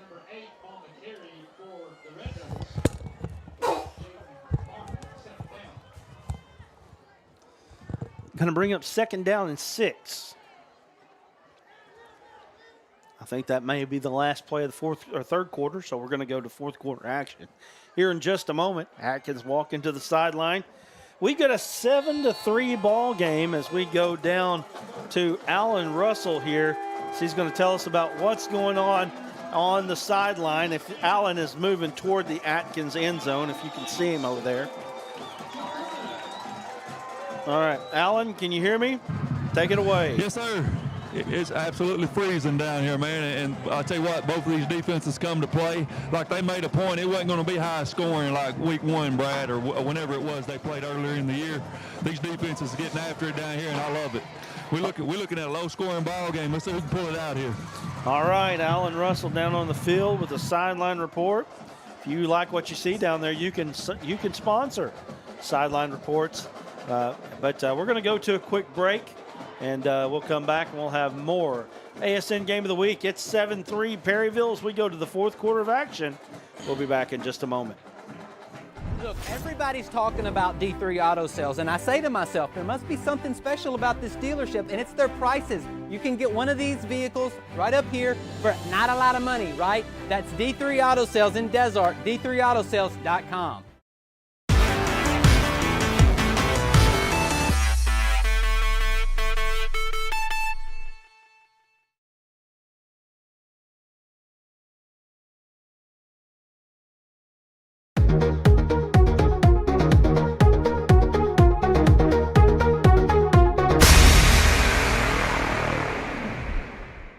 Look, everybody's talking about D3 Auto Sales in Desart. Little town, big dealership, okay? And I asked myself, what is it? Is it the pricing? Yes, the pricing. You can get one of these nice vehicles for not a lot of money. Don't be a loser. Follow us on Facebook, d3autosales.com.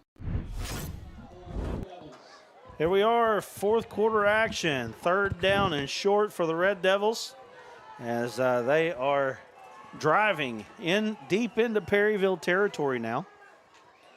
3rd down and 2 after a Mason Martin run. I'm sorry, Jaden Martin run, I should say. Up to 84 live devices watching us on YouTube. We appreciate every one of y'all. So 3rd and 2 here.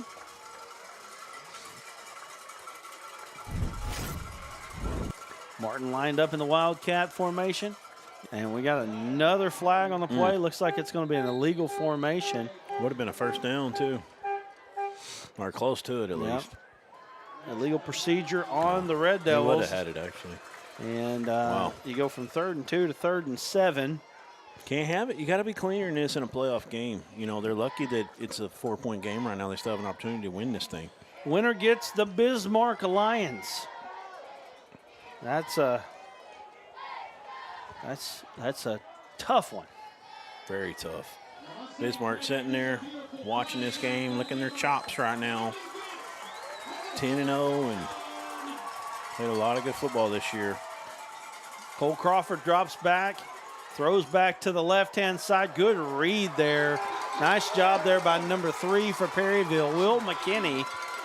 And did they even gain a yard on that throw? I don't know that they did. Looks like they might. It looks like a no gain on the play.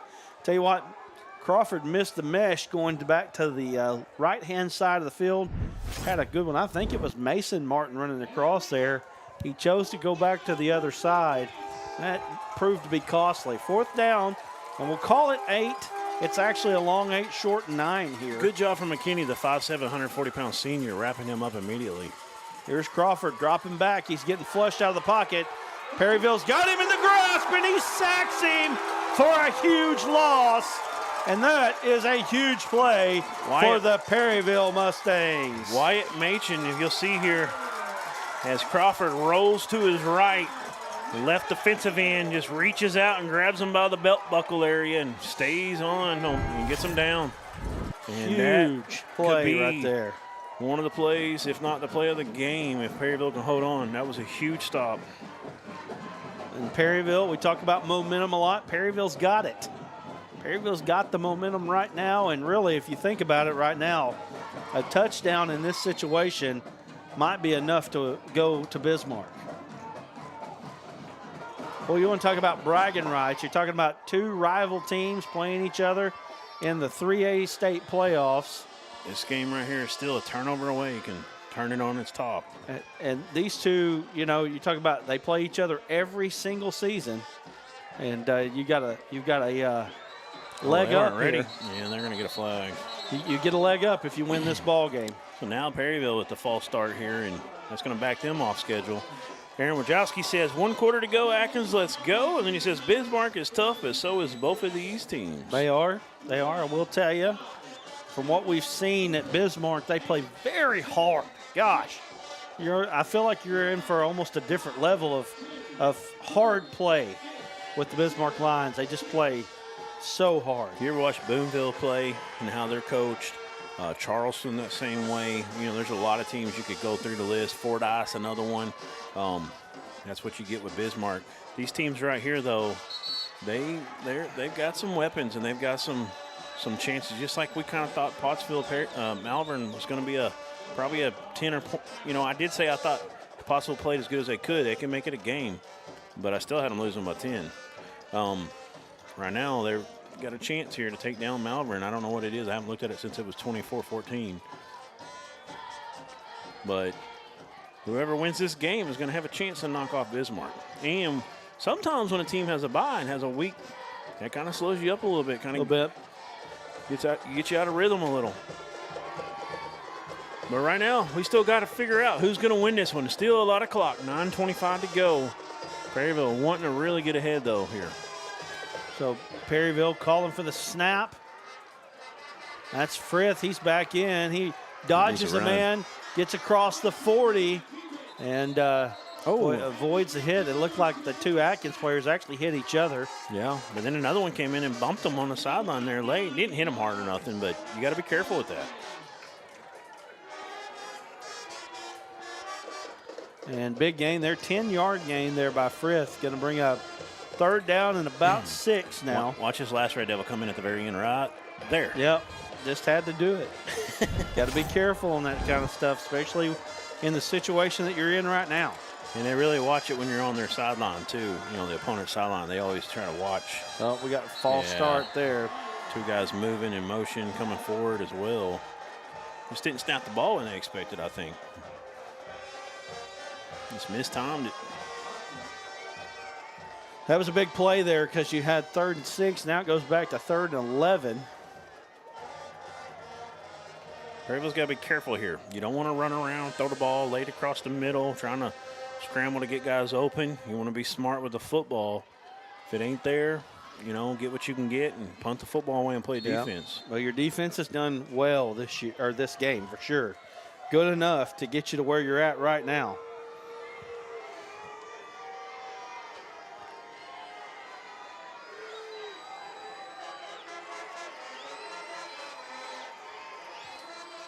Option. Ooh, good job not pitching that. Nice job by Frith. He's hurt a little bit. Well, he's fine, but it looked like he got rolled up a little. I was worried about him there for a second. We got about 7 on that one. That brings up 4th down and 4. Perryville's going to bring out the punt team. Smart play right here. You know, your defense has done so well all game long. So here. ball's at the 45. You could set up a good punt return here, or you could send the house and try to block it. It looks like they're looking for a good return. I was going to ask you what you would do here. We kind of already got the answer. Hageman on the return, cuts back, weaves in and out of defenders. Got another penalty, and it's going to be on Atkins again. Is it? Okay. I believe it is. Maybe not. Let's see what they call. Number 7 looked like he was trying to figure out, like maybe he thought it was on him with Perryville, but it could be on Atkins. Grant Griffith blocking them back on the Red Devils. Jeez. I mean, if they lose this game, they're going to look at penalties and say, man, we hurt ourselves really bad. They would have had the ball at the 23. Instead, it's going to be the 13, I believe.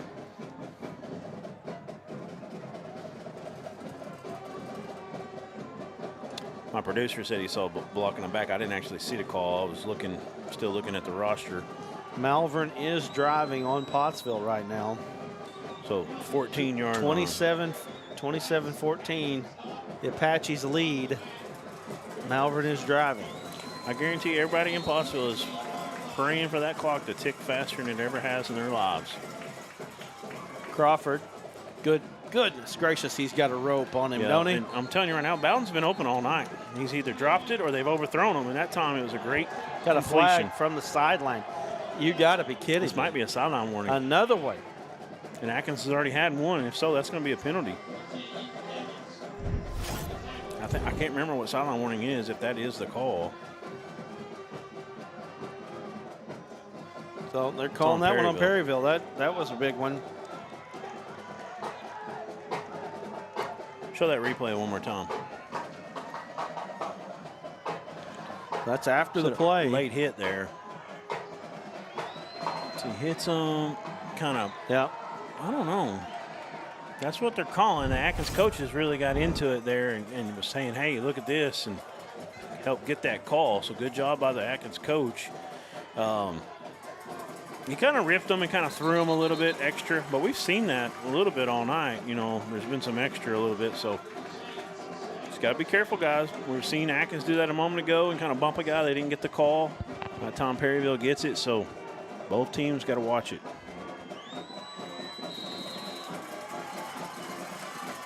First down, ball on the 41-yard line. Handoff goes up the middle. That's Jaden Martin. Martin gets around the 45. That's where they're going to spot the ball at the 45. That's going to be a 4-yard gain. Tackled by Parker Aiken. Jaden Martin's last 5 carries, 4, 4, 4, 4, and 4. Say he's been pretty consistent, right? 12 carries, 36 for him. Mason, 8 for 55. And Cole, 7 for 36. Cole, Bowden. Gosh, I mean, God, Lee's got a cannon. I mean, he's just flipping the ball out there, Yeah, he's just flicking it. He is just flicking that ball out there. Watch this. Little 3-step drop, 1, 2. Actually, just one big step back, throws it right over the defense, found that little pocket there. Bowden has been unguardable, and you could tell. Oh, what a one-handed catch from Mason Martin. And he's got a cramp after he got stuck in the side there. You watch this replay here. You know, it's one of those where it's not much there. I think he got about 2 yards. Actually, where he came down, they're going to give him the forward progress at the 39. And he's got either a calf or a hamstring cramp there. You know, one thing I have noticed, and if Atkins moves on, is something they need to pay attention to. But if you'll watch Bowden over there, you can tell it's either going to be a run or a throw to the other side. He just kind of stands around. So it's something that you can key in on if you're that safety on that side. 2nd and 8 as they work on him. Let's go to a quick break. Actually, you know what? Throw those locals up real quick if we can. Okay.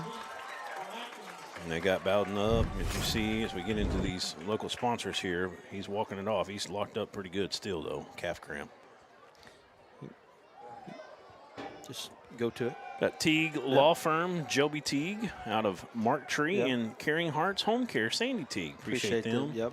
Roland's Drug Store here in town, and you've got Fog and Fern Clothing Company. Appreciate them for being on board with us tonight. Mayor John Rowland. So 2nd down and 8 after that play. Crawford looking at the sideline, trying to get the play. Critical drive here with 7:27 left here in the ball game.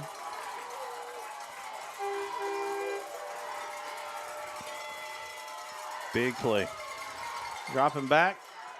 Nice little quick pop pass there. And, you know, Perryville's giving a lot of cushion right now. Both Bowden and the man that caught it there, was that number 15? Yes, that was 15. That is Mr. Horn. Allen Horn, a junior, 5'10", 165. Both of them were open. He could have thrown either one. Enough to move the sticks there. So that brings up 1st down and 10. And look at the cushion right now as we get lined up early here for Perryville on Bowden. I mean, he's 12 yards off the ball. It's been a fun ball game here against two pretty evenly matched teams. Expect a draw here. Nope, I'm wrong. Crawford dropping back. He's looking downfield. Got nothing. Rolls out to his right. Picks up a block. Pulls it down smartly. Gets across the 25. And that's where he's going to go out of bounds at the 24-yard line. It's going to bring up a 2nd down and 2. Big play there from Crawford. Crawford doing a good job of keeping a pocket presence and just making a play.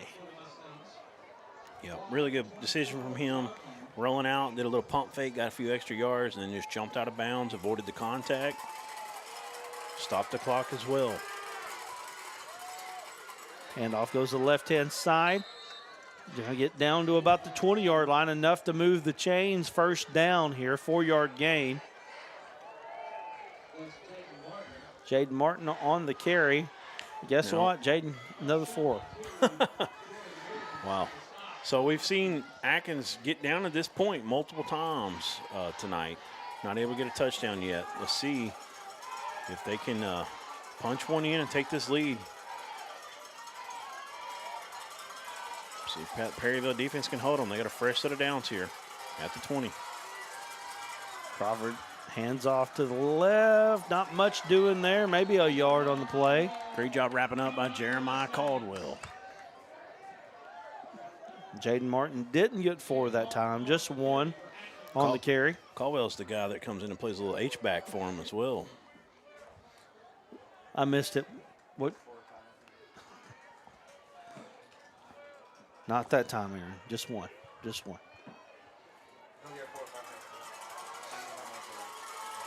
So Mason Martin in the backfield with Cole Crawford. Man-to-man defense. Dropping back. Trying to throw a little screen pass to Jaden Martin. They read it. And really nothing doing there. Maybe it looks like no gain on the play. Perryville did, you know, they basically stayed in a man-to-man. They had enough guys in the box to come up on that screenplay and wrap them up well. So Jaden Martin picks up nothing on the play. It's a 3rd down and 9 now here for the Red Devils. Clock under 4:50 and rolling. Big play. Left-handed roll. Crawford, he's got a lot of green there. And they make a tackle. And they do make a tackle. I don't Non-tom. know. Did he get to the first down marker? It's going to be real close there. I think got he's all the got way it. down to the 10. And you could see the hesitation. They are moving the chains. Ended up with 3 Mustangs there to make that tackle. You could see the hesitation there. The one guy was there. He was Here's the ready to replay. make the – look at him here. He's ready to make the play, but you can tell. One of the smaller guys. He don't want it. He don't want it. First and goal for the Red Devils.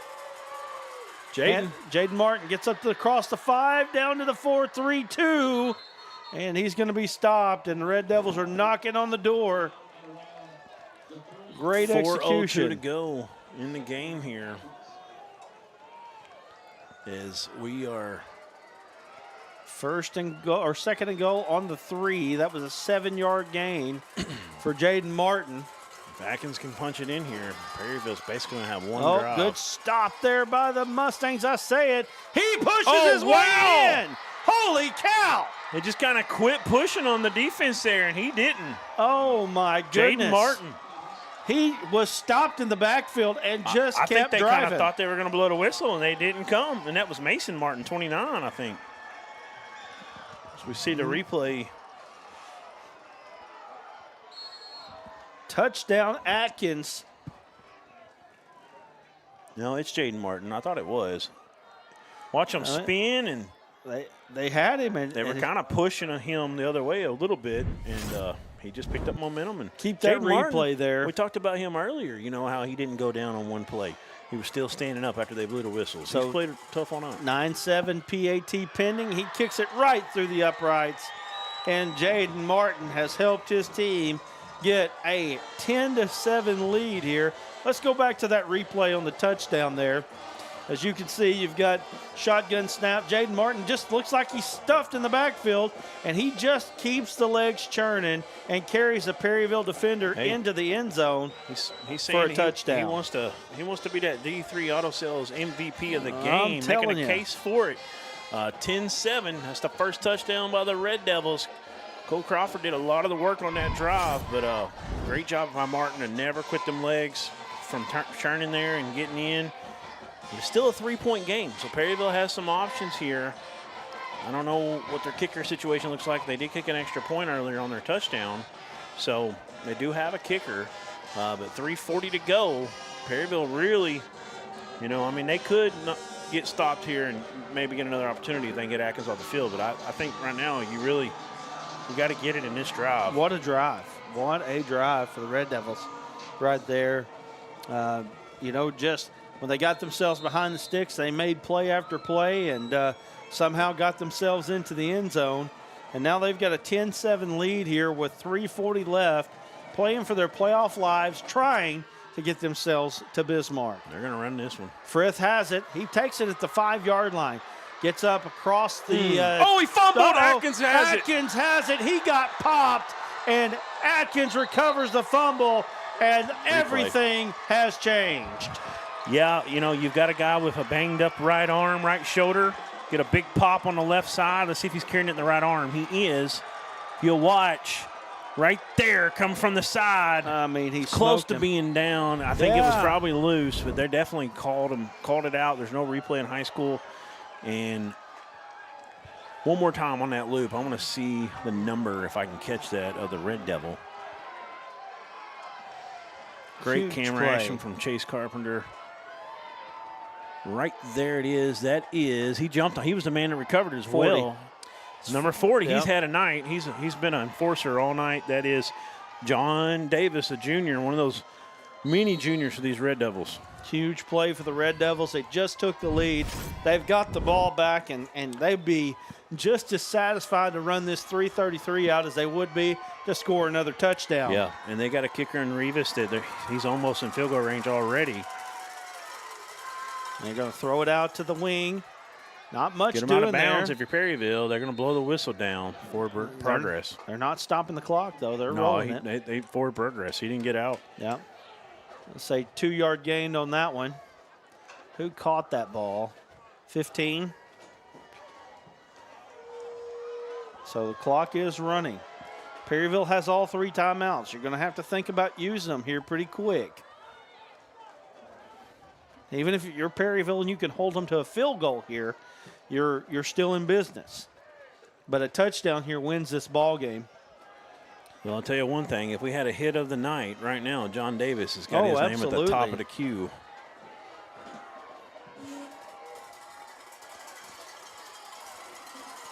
Crawford running the clock now. Man-to-man on the left side. Little quarterback draw. Not much doing, but just enough. Cross the 25. More than I thought, actually. And it's going to be 3rd down and 5, it looks like. Clock's rolling. My man Aaron Powers has it perfect. 2:27 and 2:26 and going. Atkins taking their sweet time here, as they should. Big play. Biggest play of the ball game right here for both teams. A first down here, and Perryville's going to have to start blowing timeouts. And it looked like Atkins might. Well, he walked over there like he was about to call a timeout. He might snap it. This could be a trick here. That's what I was thinking. 10 seconds left here on the clock. They're being very deliberate. I think this is 2-play territory if he gets any positive yards here. Jaden Martin in the backfield trying to run it up the middle. He gets some positive yardage. Going to get real close, but not quite there, but it's going to be 4 yards. Field goal or 1 yard? You're going for it. I think I'm going for it here. Going for it. Field goal still wouldn't keep them from beating you with a touchdown. And Perryville calls a timeout to stop that clock. So they're going to have 2 left. Perryville really don't have any choice but to bring the house right here, in my opinion. 4th down and 1. You got to sell out to try to stop the run. It's time to run the cowboy. The old cowboy play action. With the diversity of the offense that Atkins runs, it would not surprise me if they come out and throw a little pass. And if they do, it's going to be a first down if they can complete it. Like, share, subscribe. Hit the notification bell. If you haven't already done that, appreciate you for being a part of what we do here at the Arkansas Sports Network. A lot of good things happening. Yeah. We're almost at 8,350. Gone up about 15 or so since this game started. We really appreciate y'all. So the Red Devils breaking the huddle, trying to go to Bismarck next week. Winner of this game will play the Lions. Lions 10-0. But you know what? Playoff time, anything can happen. Who's going to be today's Tom Sawyer right here? I don't know. Who is it going to be? You didn't hear the stadium music. I lost you there. You got me. Above your head. Here we go. Jaden Martin. Going to take the Wildcat snap. Huge play here. I'm a little shocked at Crawford, even though Martin's been impressive. Right. Crawford's just such a load. All they got to do is throw it out to 29 here. He's wide open. Yeah. They've had a guy open over there all night. Oh, he did it. That's it. And that is a big blow right there for Perryville. Going to get down to about the 17, but more importantly, he moves the chains, and the clock gets the chance to continue to roll. 1:34 now, and Perryville has taken a timeout, and there really just isn't much left. They're going to be able to nail it out for the Mustangs. They won't have to. All they got to do is nail it out from here. The Atkins Red Devils have scraped and clawed their way to, unless something crazy happens, they're going to beat Perryville on their home field for the 2nd time in a year. In a few weeks, even. Yeah, a couple months. Wow. What a game from week 0 to the first week of the playoffs. And that turnover was really, the crux of the biscuit, however you say that, right there on that kick return. Yeah, that was tough. You had to stop them after that, not able to do it on these first downs. And Atkins should be able to get in victory formation with only 1 timeout left for Perryville. How about the balance of the Red Devils here tonight? 36 rushes, 167 on the ground, 23 passes in the air, 157 through the air, 324. And we're going to have Alan Russell down on the field as he's going to bring us some interviews. We're going to have a D3 Auto Sales player of the game. They're going to get under shotgun here, so you never know. Could be a high snap. Got the Martin brothers in the backfield. Mason takes the snap this time. They're going to run it. And he is going to get stopped. Smacked. And Perryville's going to have to take their final timeout. Just trying to waste a few more seconds, making that play last a little longer. So it's going to bring up second down. So 125 left. You're You going to run got off 40 twice. Yep. Which basically gets you to the end. 5 seconds, you know, but I think they're going to run it one more time just to waste 5 seconds if they can, and then they'll be able to just nail it out. Let's do the math here. Well, it's 128 on the game clock, so you got 128 on the game clock. Even though we got 125, that's okay, Aaron. It's all right. We got to tell everybody the truth here. So it's 88 seconds, and they can run off 80 without any plays. Yeah. So it's if they waste 4 seconds the next 2 plays, it's over. So crazy things have happened, but Perryville is behind the 8 ball right now. The only thing working in Perryville's favor here is if they're going to try to waste those seconds, you got a chance to strip a ball possibly. So there was no gain on the last play. Crawford has it. He's going up the middle, going to hold on to it, falling forward, going to get 2 yards. That took about 6 seconds, maybe And they're 7. running the play clock now. So 40 seconds, 3rd down and 8. I mean, it's it. It's over. I mean, one more play and this one's done. Yeah, if he wastes, I mean, there's 20, it's almost exactly. And Malvern has come back and taken a lead on Pottsville with 1:52 to go. 28-27. Something just happened because I watched a kid from Malvern do a backflip off the field. They 4th just stopped and him on 3. 4th and 3. Wow. Golly. Here it is. Cole Crawford takes a knee. And it's under 40, 38 seconds That's left, it. and that's it. The Red Devils are going to escape with a 10-7 win, and who would have thought? Coming over here, this game that we would have seen a 10-7 win, but it's going to be enough to get them to Bismarck. You see Crawford go over and pat the back on Frith, who fumbled that football on that kick return. Hate to see that for a senior. Done so many good Sweated things a for this lot Perryville of team. Blood over the years for this Perryville team, and been a great one. Teams are shaking hands. We're going to try to get some winning coaches and players. Alan Russell down on the field as he'll try to grab a couple of these guys here. Coach Austin Dobbs in his first season as Atkins Red Devil head coach gets a playoff win at rival Perryville. We're going to go to a quick break, and when we come back, hopefully we'll get some Atkins Red Devils here talking about this victory.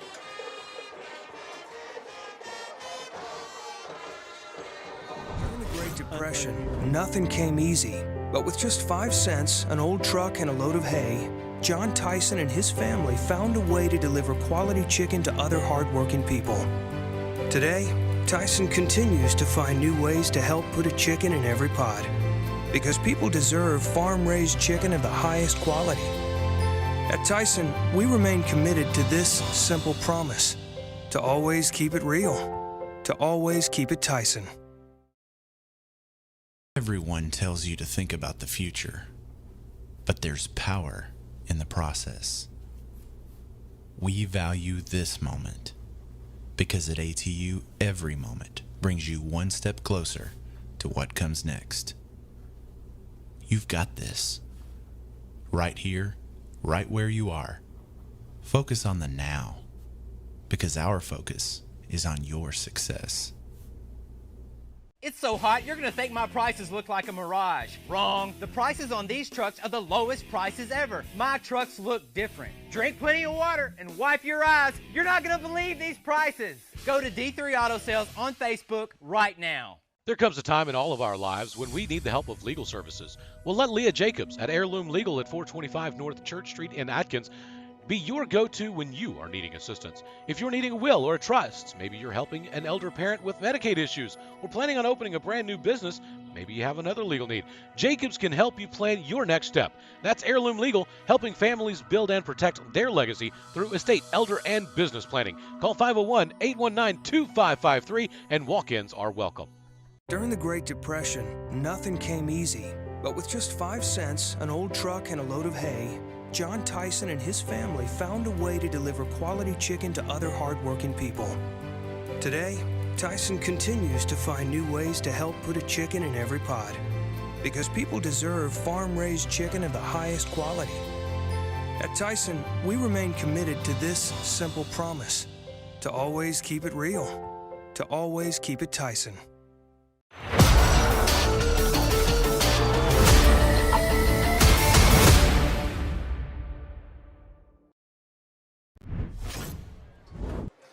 Appreciate Fog and Fern Clothing Company. Appreciate them for joining us here, as well as the Teague Law Firm, Joby Teague. They're in Marktree, Arkansas. Caring Hearts Home Care, Sandy Teague.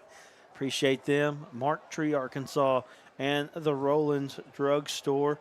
It's been a good night here at Perryville. Been a great ball game. Both teams really fought hard. Two very evenly matched teams. And we're about to get Alan Russell down on the field with Jaden Martin and Cole Crawford. Take it away, Alan. Unmute him.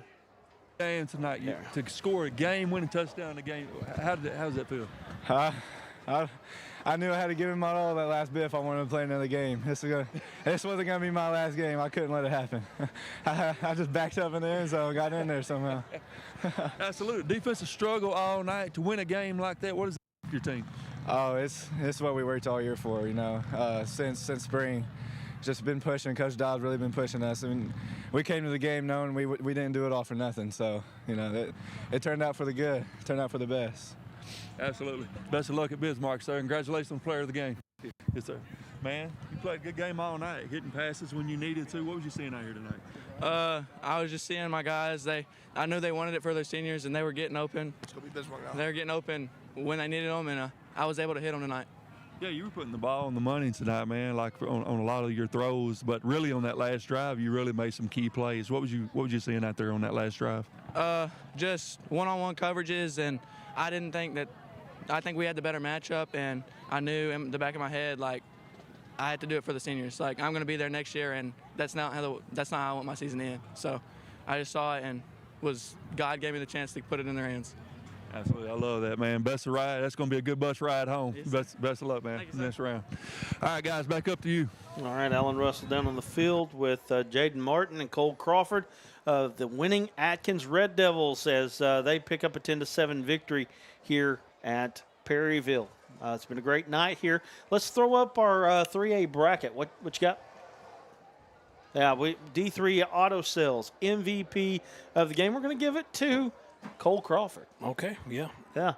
I mean, it was between him and Martin. Martin got the winning touchdown, and we both agreed there in the break that Crawford just really put his team on his back multiple times. And he just had a difference maker. He had such a solid game tonight. He didn't do anything to put his team in peril, and really made some nice throws. Some really nice throws. And when you make those throws, that's what opens things up for guys like Jaden Martin to run a football. And I'll tell you what, man, Crawford has got one of the better arms that we've seen all year long from the quarterback. He can just flick it, and I think Alan Russell's going to fix and get an interview with someone else as well. I think Coach Dobbs, maybe coming down there, talk with him. We'll get him in just a moment. You can see the 3A bracket here if we had the ability to. We move Atkins on. We got plenty to move on. Make sure you stay tuned to ASN on Facebook. We'll have updated brackets. Will we have updated brackets? Yes. Okay. We'll have updated brackets. So, Alan, we're going to go ahead and throw it down to you for Coach Dobbs' interview. Coach Dobbs, you can win games 40-0. You can win games 40-8, but 10-7. What does this mean for your football? Oh, I mean, it's just a gritty win. It's a gritty win. We've been in situations like that almost every game. Every game this year has been a one-score game. We don't make it easy on ourselves, but for our program, it being 5 years since we've won a playoff game, and do it on the road in an environment like this is huge. And it means our seniors get to play one more week, and that's what we strive for, just one more week. So. Absolutely. And Coach, you'll be heading over to Bismarck. Yes, and, everybody's favorite all year, it seems like. Yep. What do you tell your kids this week to get them ready for this game? Oh, it's just another week, another challenge. Anytime you're playing a team, I know they're ranked number 1 in the state, I think, right now.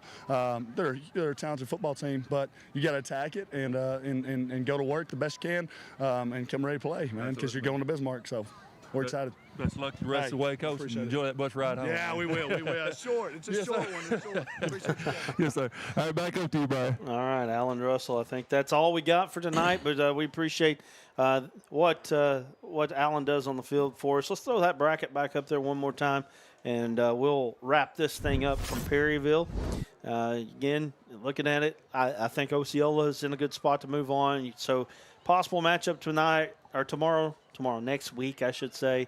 You got Osceola Charleston, Atkins Bismarck, Fordyce, and I don't know about Jessieville, Palestine Wheatley, Boonville, and Mayflower most likely in that one. Rising and Rivercrest, that's going to be one great matchup there. Boonville took out Manico 48-0 last update. Prescott Salem, a possibility. I'm looking, Salem 46-0 over West Fork in the third. Who was the other one? Prescott. Prescott, let me find them. Just keep going through there. Oh, yeah, Quitman, they were up 28-0 in the third over Quitman, Prescott was. Got a good chance for Mansfield Newport next week. That'll be one heck of a ball Rising game. all over Walnut Ridge, which Walnut Ridge is not a bad program. Had a little bit tougher year than we thought they would, but at 42-13 in the third. Rising's good. They are. Rising's really good. Team that not a lot of people are talking about, that Rivercrest matchup next week is going to be one great matchup between those two, Harmony Grove and Dumas. East Poinsett County, and I know we're talking 2A now, and Garden. Yeah. Upset alert, 20-14 EPC in the fourth. Wow. Close, though. Wow. And then Glen Rose is the other team with the bye up there at the top. And it looks like they'll play Harmony Grove next week. I mean, that's some great 3A matchups next week. Newport 32-12 and McGee in the third. 41-6 Osceola over Center Point in the third. Rivercrest 22-0 over Falk in the third. And Jessieville, you've been wanting that one all night. Yep. There we go. 38-15 in the fourth. They're up on Palestine Wheatley. Jessieville, not bad. Not a bad team this year. Well, guys, it's been a good one here from Perryville. We knew it would be. That's why we're here. We're looking for a game next week. What do you got? Well, it hasn't updated, but I'd like to find out that Mineral Springs Desert score. Yeah, well, I'm sure we'll be able to find. 24-22 Mineral Springs last. And that was in the second, though. Anyway, we'll be looking for a place to go next week. You want to throw those stats up real quick? So definitely, reach out to us. Reach out to us. We'd love to come to you. We've kind of got a few in mind here, but you never know. You never know what will happen. It's been a good day, been a good week here at Perryville. We're looking forward to next week. Playoffs, week 2, somewhere for ASN. Yep. And Game of the Week playoff edition. That's right. So, anyway, guys, we're going to wrap things up. As you see, great balanced rushing attack, balanced passing attack for the Red Devils. Enough tonight, 321 yards total, enough to get them over the top. Now, one turnover from Perryville, Huge. really the difference. Huge there. So, anyway, guys, we're done. Thanks to everybody that watched and listened. If you hadn't liked, share, subscribe, hit the notification bell, please do that. And that'll be all we do for tonight. Thank you for joining us here from Perryville. Over that 350 mark. 8,352. Well, we're drive for 10,000. Drive for 10,000. We're getting there. What are we going to give away for 10,000? 10,000 subscribers. Come on. I'm gonna Chick-fil-A? I'm gonna give away a hug. A hug. Well, we'll think about it. We'll figure it out. So we're not going to get there if it's a hug from Brad Caldwell. I didn't want that free hug. Come Brad. on, Get away bro. from me, you Mountainburg man. Come on, bro. Fight on dragons. Fight on dragons. I don't even know what the. Right. Here we go. Atkins' fight song is the same as Dover. So Actually, I believe Mountainburg's is a Rocky Top. Oh no. Yeah. Man. Yep. I think it is. Is it the Dolly Parton version? Honest to God, that we trolled him with I after have we beat him this year. No idea. No I think idea. that was Dolly. Anyways, we're out. We'll see you later. See you next week from somewhere inside the state of Arkansas. Oh, did you hear this real quick? Texas playoffs. There were 4 games that Texas played out of state. Texas playoff games. 3 in New Mexico and 1 in Oklahoma. They played Texas playoff games out of state because of the distance between the schools. They played in New Mexico, 3 of them, Wow. and 1 in Oklahoma. Isn't Like that El crazy? Paso or somewhere Yes, way over there. yes. Yeah.